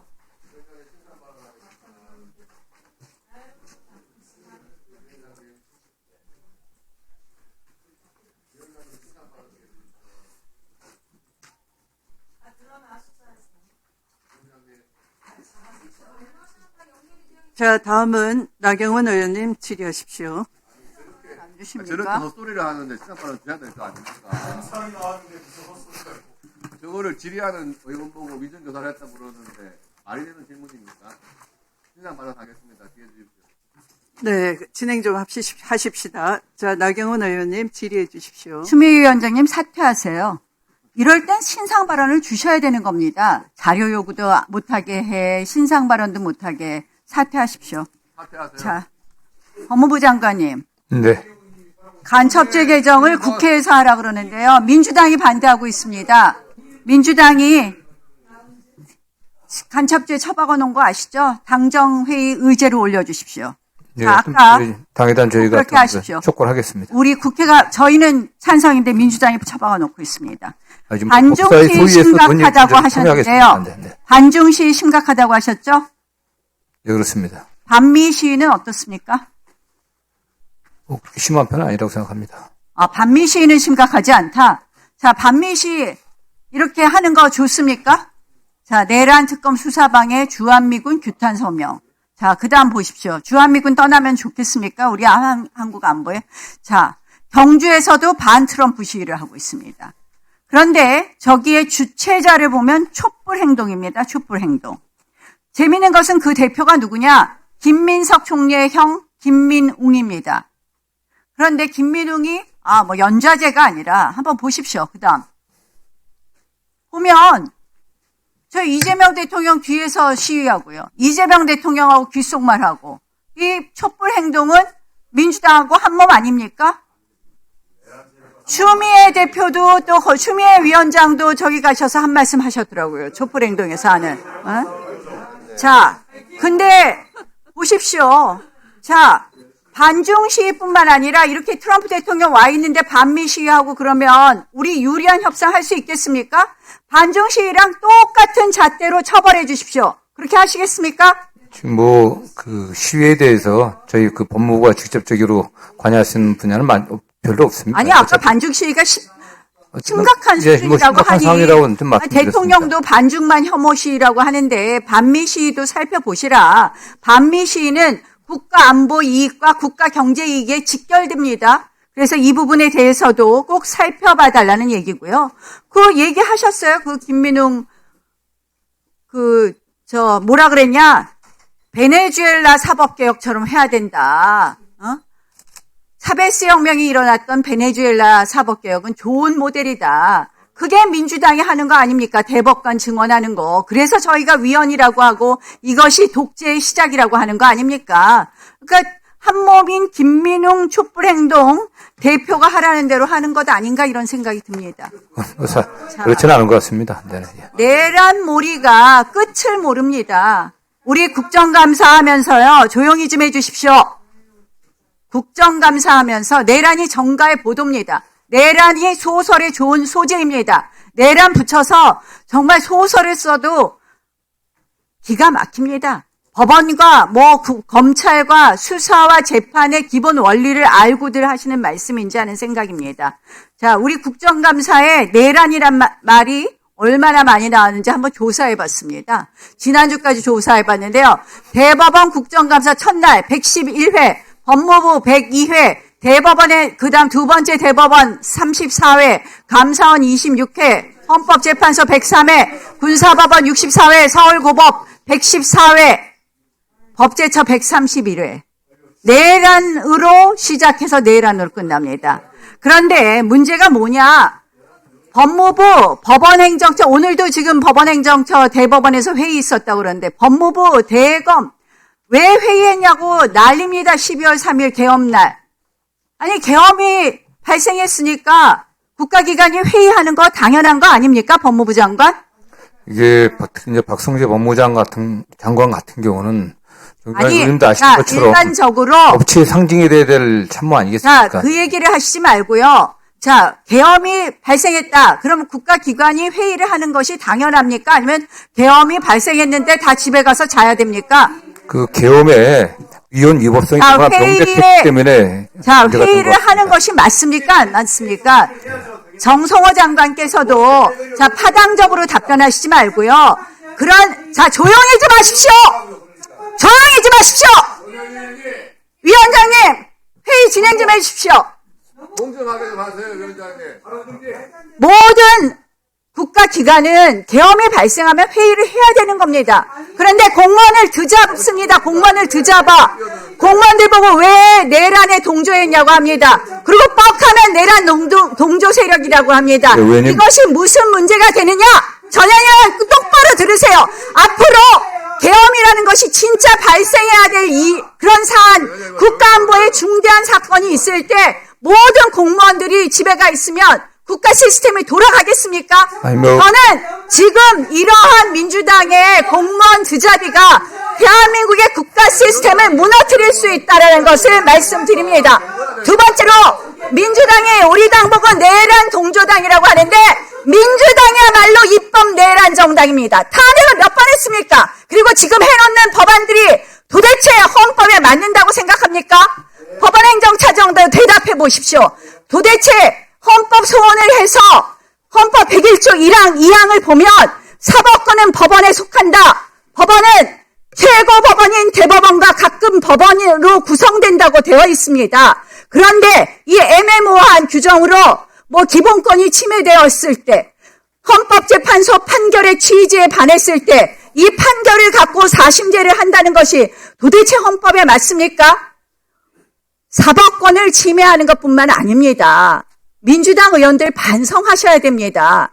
국회의회 독재를 얼마나 했으면 F학점을 받습니까? 의회를 깔고 앉아서 의회 독재하고 사법권 박탈하고 그 다음 뭐 하시려고 그럽니까? 저 김민웅 그 촛불행동 대표가 말한 것처럼 국회 해산하고 재헌국회 만드시려고요? 저는 대한민국이 이거 독재로 간다고 생각합니다. 저는 여기 앞에 나와 계신 기관장들한테 하고 싶은 말이 있습니다. 지금 민주당이 저렇게 뒤잡는다고 거기에 또 편승해서 법원행정처장님 이재명 대통령 재판도 우리는 고등법원 왜 그 재판부에 가느냐고 의심할 수 있어요. 수많은 형사재판부 중에서 고등법원 배석 판사들끼리 하는 그런 재판부에 간 거 우리도 의심할 수 있습니다. 그러나 한마디도 안 합니다. 그 이유는 뭐냐? 이 시스템이 분치해야 되는데 이런 드자루에 불복하시면 대한민국 헌법은 무너집니다. 모두들 명심하십시오. 의원님, 뭐 짧게 답변 드리겠습니다. 아닙니다. 예. 윤석열 대통령의 네, 장관님 답변해 주십시오. 윤석열 대통령의 13 계엄은 계엄 선포본이나 포고령 그 자체로 위헌 위법한 게 너무나 명백했기 때문에 그와 관련해서 국내에서 어떤 사람도 제대로 된 의견을 표시하지 않았습니다. 더군다나 헌법질서와 회의에 관련돼서 말씀드리는 겁니다. 마십시오. 나경원 의원님 경고합니다. 피감기관이 답변을 제대로 할 수 있도록 기회를 주시기 바랍니다. 품위를 지켜주십시오. 두 눈 부릅뜨시고 고함 지르지 마시고 품위를 유지해 주세요. 네, 법무부 장관님께서는 예, 약간 법무부 장관이 답변해 주십시오. 헌법 질서 법치주의를 지켜야 될 대통령의 가장 중요한 참모입니다. 국회의 때도 그에 대한 반대 의견을 제대로 표시하지 않았고 적극 동조한 혐의가 있고 법무부에 와서 법무부의 간부들을 불러놓고 다시 계엄의 후속 조치를 논의했던 겁니다. 굉장히 심각한 문제입니다. 저는 그렇기 때문에 뭐 적법한 어떤 그런 국가 비상 상황이 있어갖고 계엄이 일었다고 하면 당연히 그렇게 해야 되죠. 그런 상황이 아니었기 때문에 문제가 되는 겁니다. 네.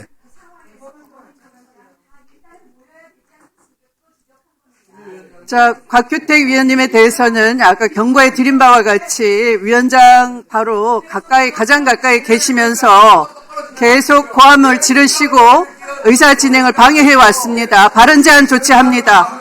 네, 당일에 한해서 발언 제한 조치합니다.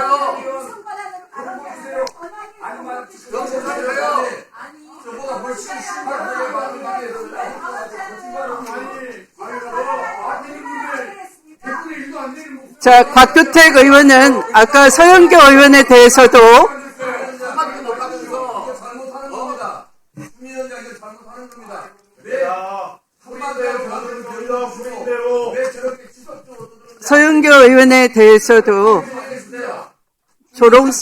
조롱의 언어를 뱉으시고 또 위원장에 대해서도 정신 차리세요 등의 막말을 한 관계로 당일에 하나여 발언 제한 조치하겠습니다. 네. 행정실은 유념해 주세요. 곽규택 의원 발언 제한 조치입니다. 네.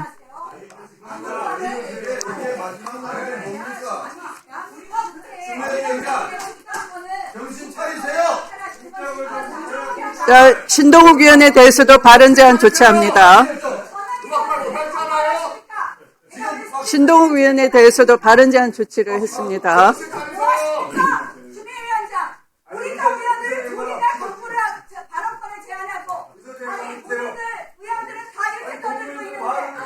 자리에 앉으십시오. 자, 나경원 의원, 송석준 의원, 조배숙 의원 자리에 앉으세요.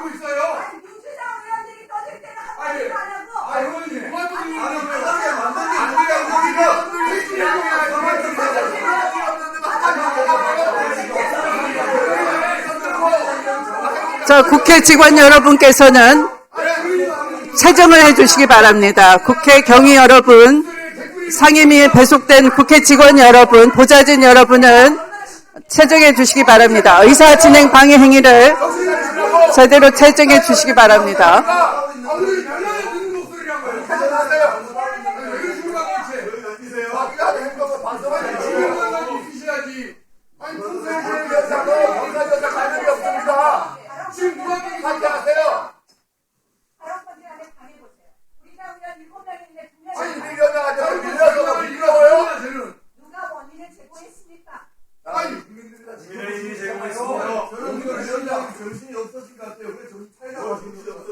정신이 없으니까.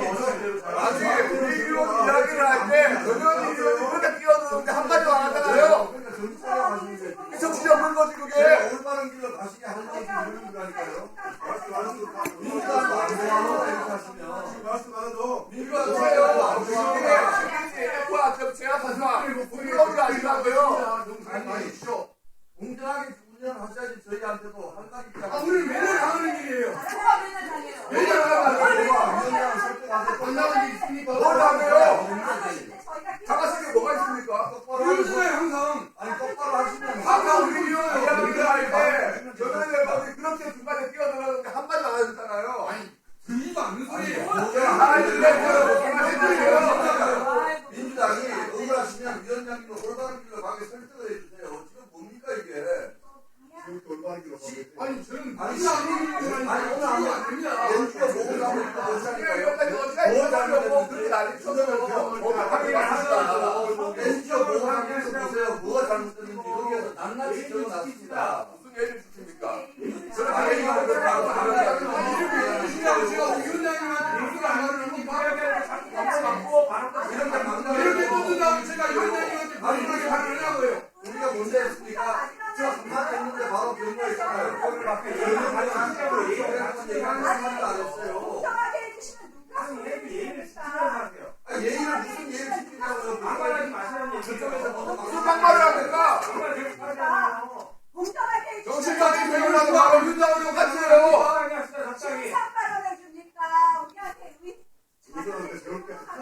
아니 그쪽 뜻만 들었는데 무슨 위원장님 막말하기 뭐가 있습니까? 너무나 억울하시는데 바로 그냥 취소하시고 아니 우리가 그런 얘기 안 되잖아요. 이제 얼마 안 남았어요. 알았어 잘하시고 소위 신상발언 하고 계시면서 별도로 달라니 그건 방해죠 방해. 간사 역할 좀 제대로 하세요. 이렇게 뭐 난폭한 의사 진행이 어디 있습니까?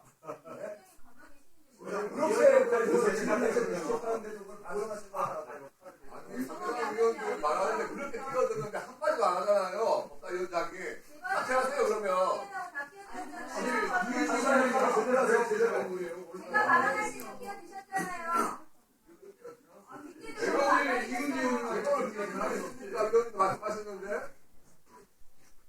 아니 어떻게 마지막 날 부정을 중단을 시킵니까? 국감 권한을 침해하시는 위원장님 만행이죠 만행.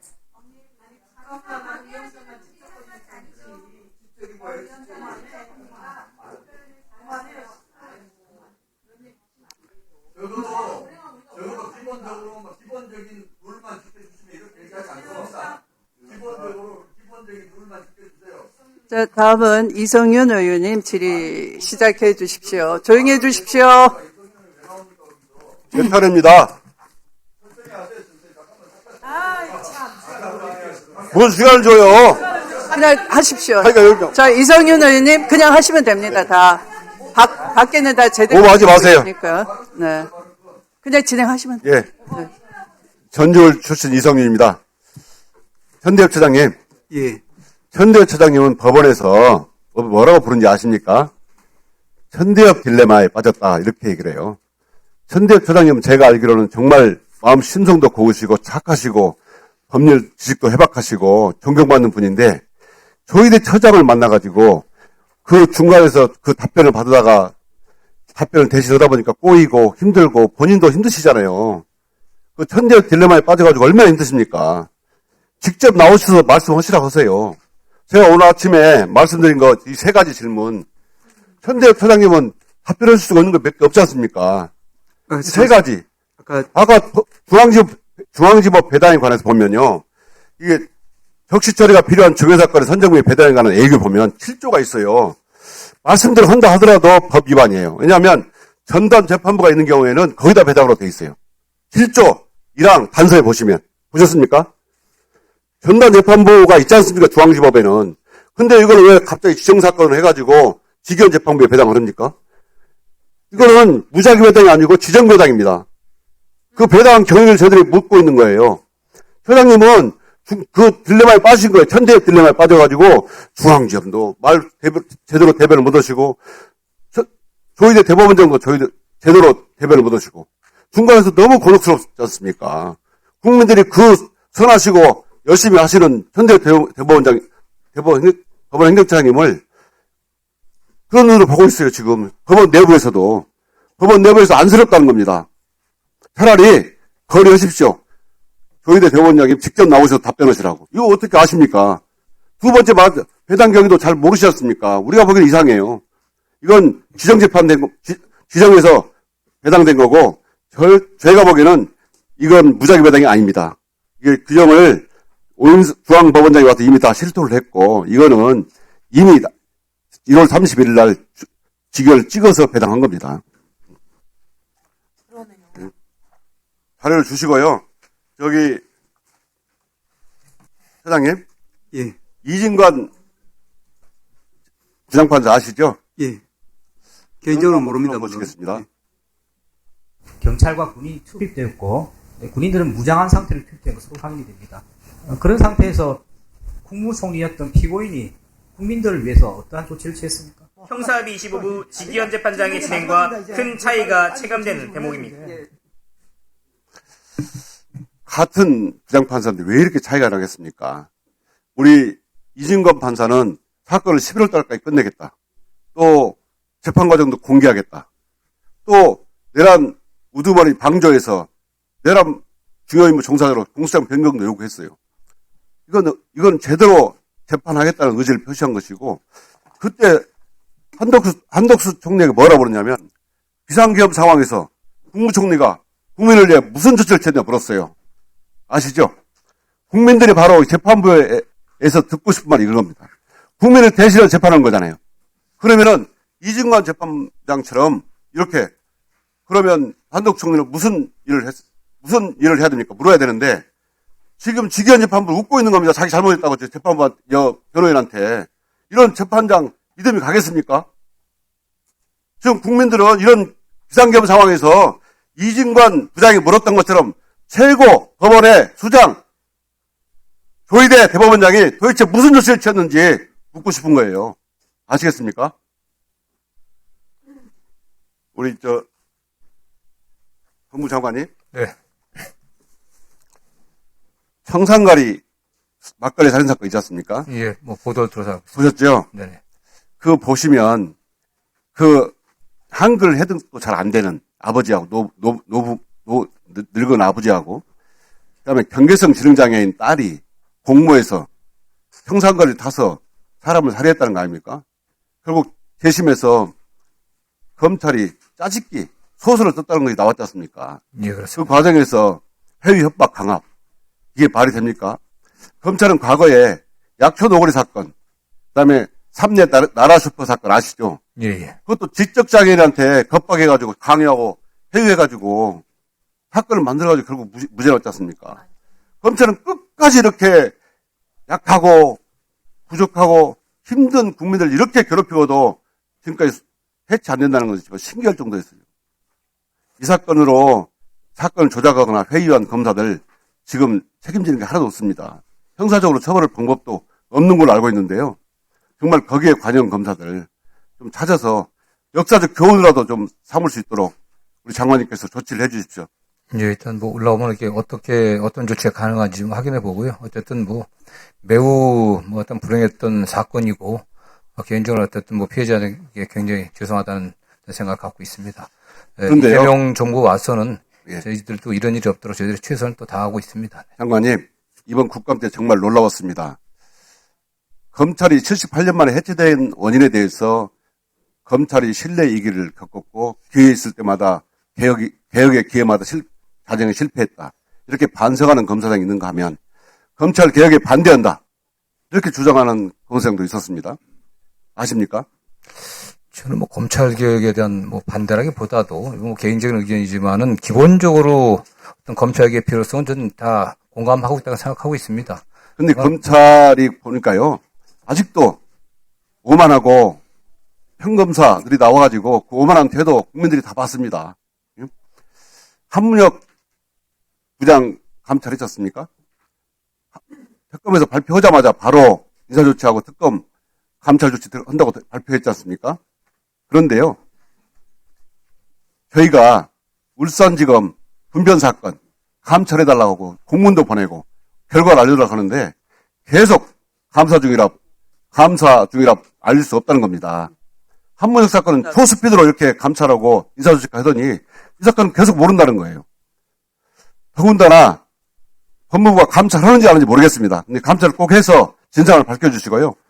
문제는 중요 핵심, 울산지검장이 그 당시 중요 핵심 관계자를 울산지검 검사장으로 보냈어요. 그러면 제대로 감찰이 되겠습니까? 꼭 다시 살펴가지고요. 다른 서울고검 이런 데서. 저기 좀 다시 한번 살펴보겠습니다. 네.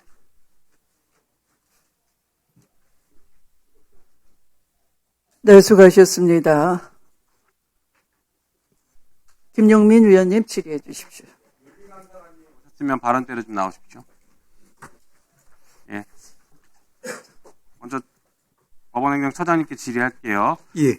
자, 헌법재판소에서 헌법재판소법 68조 1항에 대해서 법원의 재판을 제외하고 헌법소원할 수 있다는 조항에 대해서도 여러 차례 뭐 헌법소원이나 위헌법률심판 제청들이 있었고 그에 따라서 헌법재판소가 일부 대법원 판결을 예외적으로 취소시킨 적이 있습니다. 알고 계시죠? 네, 그런 이제 그것 때문에 두 기관 사이에 있죠? 갈등이 있는 것을 알고 있습니다. 예. 그렇게 대법원의 판결을 취소시켰던 헌법재판소 결정이 위헌입니까? 저희 사법부 입장에서는 이제 사법권은 대법원을 최고법원을 하는 위헌입니까? 아닙니까만 답변. 저희들 입장에서는 이제 받아들일 수 없는 헌법 논리라고 개헌이 필요한 논리라고 생각을 하고 있습니다. 그럼 그걸 위헌이라고 보고 있습니까? 답변해 보십시오. 현행 헌법에는 그와 같은 해석이 적절치 않다라고 보고 있습니다. 위헌입니까? 이 위헌 여부에 대한 최종적인 판단권이 헌재에 있기 때문에 제가 그렇죠. 단정적으로 말씀 못 드립니다만은. 그렇죠. 그러니까 헌재가 그거는 합헌으로 본고에 할 수 있다고 봤습니다. 헌법재판을 헌재가 최종적으로 한데 할 수 있다라고 봤어요. 그런데 왜 대법원이 거기다 대고 위헌이라고 말하고 있습니까? 잘못된 것이죠. 자, 그리고 다른 질문 드리겠습니다. 유흥업소와 관련된 형사사건은 보통 식품위생법으로 오는데 이거는 식품을 전담하는 재판부에 배당을 하죠, 보통은. 보통 그러지 않겠습니까? 그렇죠.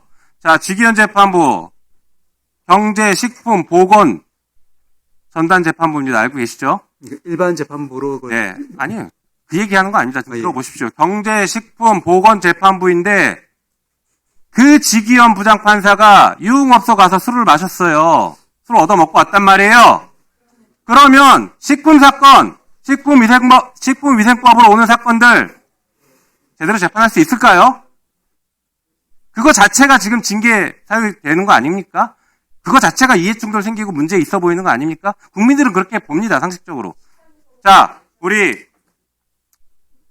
윤리감사관님. 예. 그때 변호사가 결제 뭘로 했다고 답변했습니까? 글쎄, 카드로 했습니다. 카드로 했는데, 네. 그날 이제 다시 확인을 해보니까 송금한 걸로 그렇게 조사가 됐습니다. 중요한 내용을 위증을 하셨어요. 카드 결제했는지 계좌이체했는지는 중요한 내용인데 계좌이체한 게 맞죠? 예, 그렇습니다. 위증하셨죠? 근데 이제 그 당시에는 위증하셨죠? 그렇게 조사한 걸로 제가 알고 있었어요. 위증하셨죠? 예, 기억이 정확하지 않았습니다. 자, 지금 10번 이상을 갔다라고 얘기하고 있는데 그 계좌, 이체한 그 계좌 한번 들여다봤습니까? 조사해봤습니까? 몇 번 정도 이체했는지 확인해봤습니까? 안 했죠? 그 딱 한 번에 대해서만 조사했죠? 예, 저희들이 그 계좌에 대한 조사 권한을 가지고 있지 않습니다. 아, 물어보면 되잖아요. 변호사한테 물어봤습니까? 예. 근데 그 당시 진술이 2023년 8월 9일 이후에 다시 만난 적이 없다고 이야기하고. 그렇습니다. 철저하게 조사 안 하신 것 같고 지금 이 국감장에 나와서도 위증하셨던 것이 지금 확인이 됐습니다. 들어가십시오. 자, 법무부 장관님. 예. 제가 말씀. 아니요, 지금 시간이 없어요. 법무부 장관님. 자, 소녀상을 설치해 놓은 학교가 있어요. 보니까 오늘 기사가 하나 났는데 성동구에 있는 한 고등학교에서 소녀상을 설치했는데 극우단체가 그 학교 앞을 쫓아가서 소녀상 철거하라고 시위를 하려고 했다가 경찰한테 지금 제지를 당했습니다. 네네. 중요한 건 수능이 2주도 안 남았어요. 그런데 이 단체는 앞으로 경찰에게 알리지 않고 게릴라성으로 가서 시위하겠답니다. 이거 진짜 막아야 되는 거 아닌가요? 이거 좀 강력 대응해야 되는 거 아닌가요, 정부가? 어떻게 네. 수능 코앞에 놔두고 있는 학생들을 가서 그 앞에서 시위한다고 이러고 있습니까? 강력한 대응 한번 정부 차원에서 고민해 보시기 바랍니다. 네, 어떤 관할 경찰과 협의해 갖고 좀 조치가 가능하도록 그리고 지금 하겠습니다. PPT 한번 보시죠. 자, 검찰의 과거사 사건들이 이렇게 조금 전에도 얘기 나왔지만 하나씩 드러나고 있습니다. 다음 페이지 보여주시죠. 검찰 과거사위원회가 저는 필요하다고 봐요. 지난 문재인 정부 때도 검찰 과거사위원회가 있었는데 법으로 만든 게 아니다 보니까 일부 한계가 있습니다. 자, 검찰 과거사위원회는 헌법적인 정당성들이 있습니다. 헌법 수호의 민주주의 방어 메커니즘도 있고, 민주적 정당성은 국민주권을 회복하고 공소청으로 앞으로 만들어질 건데 신뢰의 토대가 될 수 있습니다. 그리고 역사적 정당성 이런 것들도 가지고 있어요. 다음 페이지 보여주시죠. 외국은 독일 같은 경우에는 저렇게 과거사위원회들을 만듭니다. 나치 전범청산위에서 과거사 청산 독립기구 만들었고, 그 다음에 동독에 대해서 사회주의 통일당 정권 범죄를 처벌하기 위해서 특별수사부를 설치하기도 했습니다. 다음 보여주시죠. 미국도 마찬가지입니다.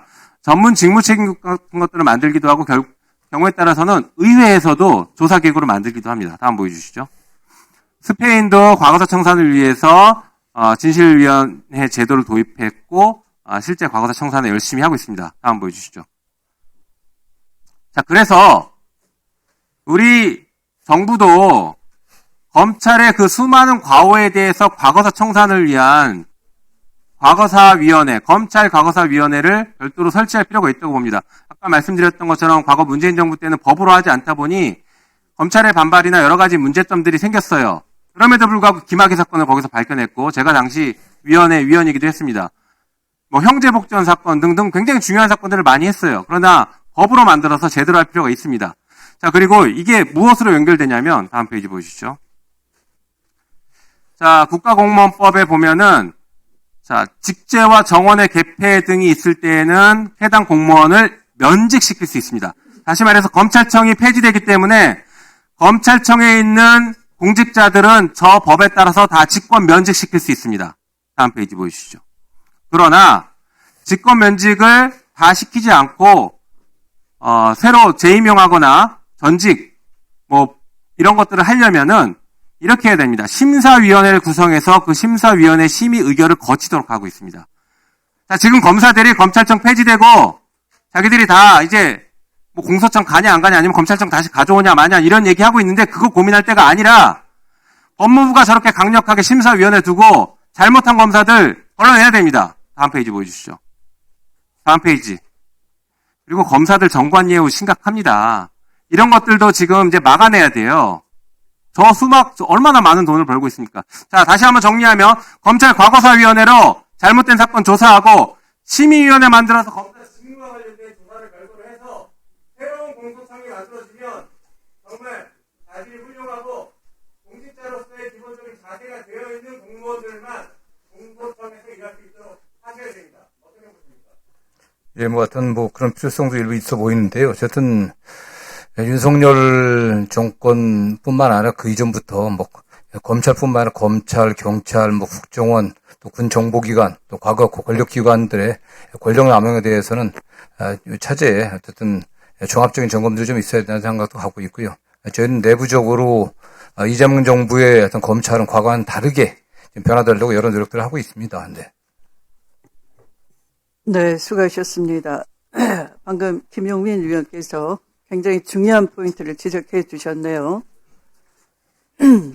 국가공무원법에 심사위원회를 둘 수 있다와 이 검찰의 문제점, 지금까지의 전관예우와 또 검찰이 저지른 수사기소 독점주의를 활용한 검찰 권한의 남용, 여러 문제를 점검을 해 주시면 감사하겠습니다. 네.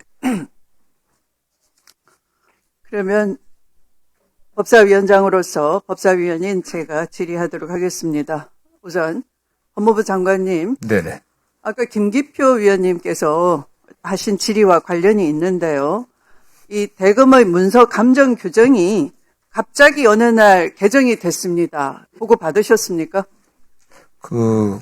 요번에 지금 뭐 국정감사기간 중에 문제된 정도는 제가 좀 뭐 보도를 통해서 알고 있고요. 네, 그 당시의 상황은 제가 정확히 알지 못합니다. 네, 그러면 PPT를 한번 보셨으면 합니다. 지금 보여주시기 바랍니다. 이 문서 감정 규정을 22년 12월 20일 개정했는데요. 아마도 조폭 편지에 대해서 허위 감정을 하고 그 감정을 허위성을 마사지하기 위해서 저런 규정을 개정하지 않았나 추정이 됩니다. 왜냐하면 통상은 그 개정 전에는 판정을 감정사들이 주심 감정사와 다른 두 감정사 3명이 일조가 돼서 하는 모양인데요. 이 주심 감정인이 확신을 가지고 있을 때는 인정됨, 판단됨, 그리고 주심 감정사가 대체로 가진 판단을 존중해주는 쪽으로 대체로 합의가 된 모양입니다. 그런데 만약에 주심 감정사마저도 인정됨, 판단됨 하는 뚜렷한 확신이 아니고 그냥 확률적으로 그럴 가능성이 좀 높다 할 때는 가능성이 높다, 두 번째 판단을 하는 것이고요. 그런데 자료가 부족하거나 할 때 또는 확신이 좀 그 가능성마저도 높지 않다, 이 단계에서는 판단 불명 이렇게 하는 모양입니다. 이것은 감정 대상 또는 그 감정 객체에 대한 판단이겠죠. 판단 불명이라고 하는 것은 자료 불명이나 뭐 이런 건 애매하거나 이런 거니까. 그런데 지금 문제되는 신설 조항은 바로 이겁니다. 한 명이라도 반대하는 경우 회의체에서 3명인데 주심 감정사 말고 나머지들이 한 명이라도 나 잘 몰라. 사실은 오염될 수가 있어요. 누구 부탁을 받거나 할 때. 그러면 일부러 버티고 동의를 안 해주면은 이 경우에는 승인권자의 승인을 얻어가지고 전체 회의를 열게 돼 있어요. 그 승인권자가 누구냐? 바로 법과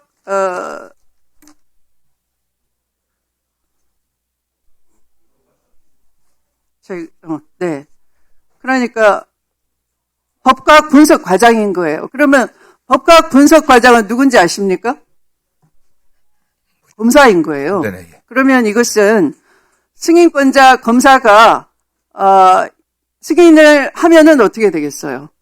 판단 불명이 돼버리는 거죠. 그러니까 감정 대상, 감정 객체에 대해서만 판단 불명이라는 객관적인 판정을 해줘야 되는데 이것은 이 검사가 개입해가지고 누구 하나라도 버티면은 판단 불명 이렇게 돼버리는 거예요. 감정의 객관성에 오염이 되는 창구를 열어놓은 거예요. 그걸 개정을 해버린 겁니다. 개정해서 신설 조항을 24조에 1로 넣은 겁니다. 그래서 이렇게 해서 판정 불능해서 피해자가 하나 생겼어요. 다른 사건.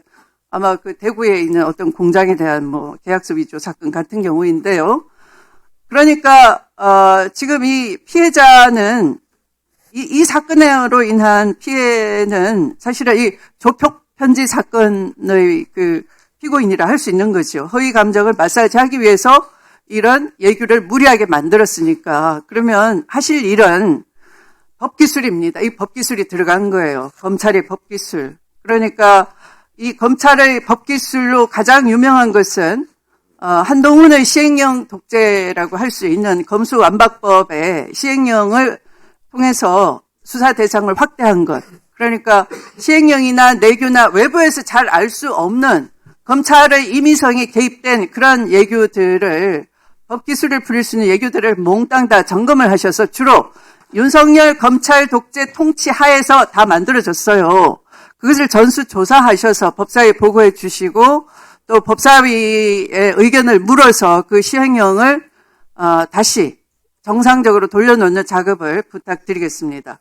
해 주시겠습니까? 뭐 윤석열 정부 하에서 개정된 검찰 얘기나 규정대에 관련해서 좀 검토를 해보겠습니다. 또 네. 저희들도 또 뭐 규정이 개정되려고 하면 개정의 필요성이 있어야 되는 거 아니겠습니까? 네. 그 필요성을 갖다 담보할 만한 객관적 근거나 자료들이 제시돼야 돼 하거든요. 그래서 그런 규정 개정에 적법한 절차들이 있었는지 면밀히 다시 확인해 보겠습니다. 네. 아마 그 시행령 이런 걸 고치게 되면 그 위임위법, 백지법 이런 걸 막기 위해서 법사위에 보고를 하게 돼 있고 통보를 해주게 돼 있을 겁니다. 그러니까 그 절차를 거쳤는지도 확인해 주시기 바라고요. 그다음에 법원 행정처장님, 예. 네, 이 대법관 중에 13인의 대법관 중에요. 행정처장님은 제외하고 배우자 및 이촌인의 친척이 법무법인 및 법률사무에 소속된 인원 대법관이 몇 분인지 아십니까? 예, 저희들이 또 아마 서면으로 보고를 한 것으로 알고 있습니다. 모두 6분이네요. 그런데 2013년 대법원 공직자윤리위원회는 법관의 이촌인의 친족이 변호사로 근무하는 경우에는 해당 법무법인이 맡은 사건은 처리하지 않는 것이 바람직하다라는 내용의 권고 의결한 바 있어요. 그렇습니까? 예. 네. 네. 그런데 대법원 사건 배당에 관한 내규 제7조 1항 7호를 보니까 대법관의 배우자나 사촌인의 친족이 법무법인 등의 변호사로 근무하는 경우 해당 법무법인 등이 수임한 사건은 해당 대법관에게 주심 배당하지 않는다 이렇게 돼 있네요. 그래서 재배당된 사건이 갈수록 늘고 있습니다. 예. 이해하고 계십니까? 예. 무려 36건이 되네요. 근데 재판은 실제로도 공정해야 되고 외관상으로도 공정해야 되는데요. 이것이 사법부 독립의 핵심 아니겠습니까? 네. 그런데 2013년 대법원 공직자윤리위원회가 권고적 의견을 내보냈는데도 불구하고 또 이 배당에 관한 내규 제7조가 또 그렇게 주심 배당을 하지 않는 경우를 잘 설시하고 있는데요. 지금 이 주심에서는 배제됐다 하더라도 사실상 계속해서 심리에 참여할 수 있는 거 아닙니까? 이렇게 해서야 사법 독립이 지켜지겠습니까? 예, 주심에서는 이제 그 제외되는 것으로 나와 있습니다. 소보 자체에서 다른 대법관님들이 이제 그 사건을 맡지 못하도록 하는 부분은 아시다시피 대법관들 수가 한정이 있다 보니까 또 그러면 대법관 증언해야 되겠네요. 밖에서는 이제 그것 때문에 이제 포럼 쇼핑이라고 예를 들면 특정 재판부를 피하기 위해서 로펌을 선임하는 이런 이제 부작용이 대법원뿐 아니라 일선 법원에도 있기 때문에 그래서 합리적인 선에서 그렇게 주심만 배당해서 제외하는 걸로 정한 것으로 제가 알고 있습니다. 그게 합리적이지 않다는 거죠. 주심에서는 배제돼도 사실상 계속해서 심리에 참여할 수 있기 때문에 재판의 형평성에 의심을 받고 있는 것이고, 네, 때문에 이것을 잘 회피할 수 있도록 법관 증언도 필요하지 않겠습니까? 예, 주심이 이제 그 사건에서 이제 2002년 친척이 있을 때는 그 주심은 이제 나머지 세 사람. 네, 그렇게 말씀하실 게 아니고요. 법관들의 이해관계 관련해서 깊이나 재척 요건을 더 엄격하게 만들어 주시고, 윤리 규정이나 징계 감찰 규정을 국민 눈높이에 맞게 강화해 주실 것을 살펴보겠습니다. 부탁드리겠습니다. 이상입니다. 이상으로 보충 질의도 마쳤습니다. 그러면 잠시 감사를 중지하였다가 다시 재개하도록 하겠습니다. 감사 중지를 하고 20시 30분에 재개하도록 하겠습니다. 감사 중지를 선포합니다.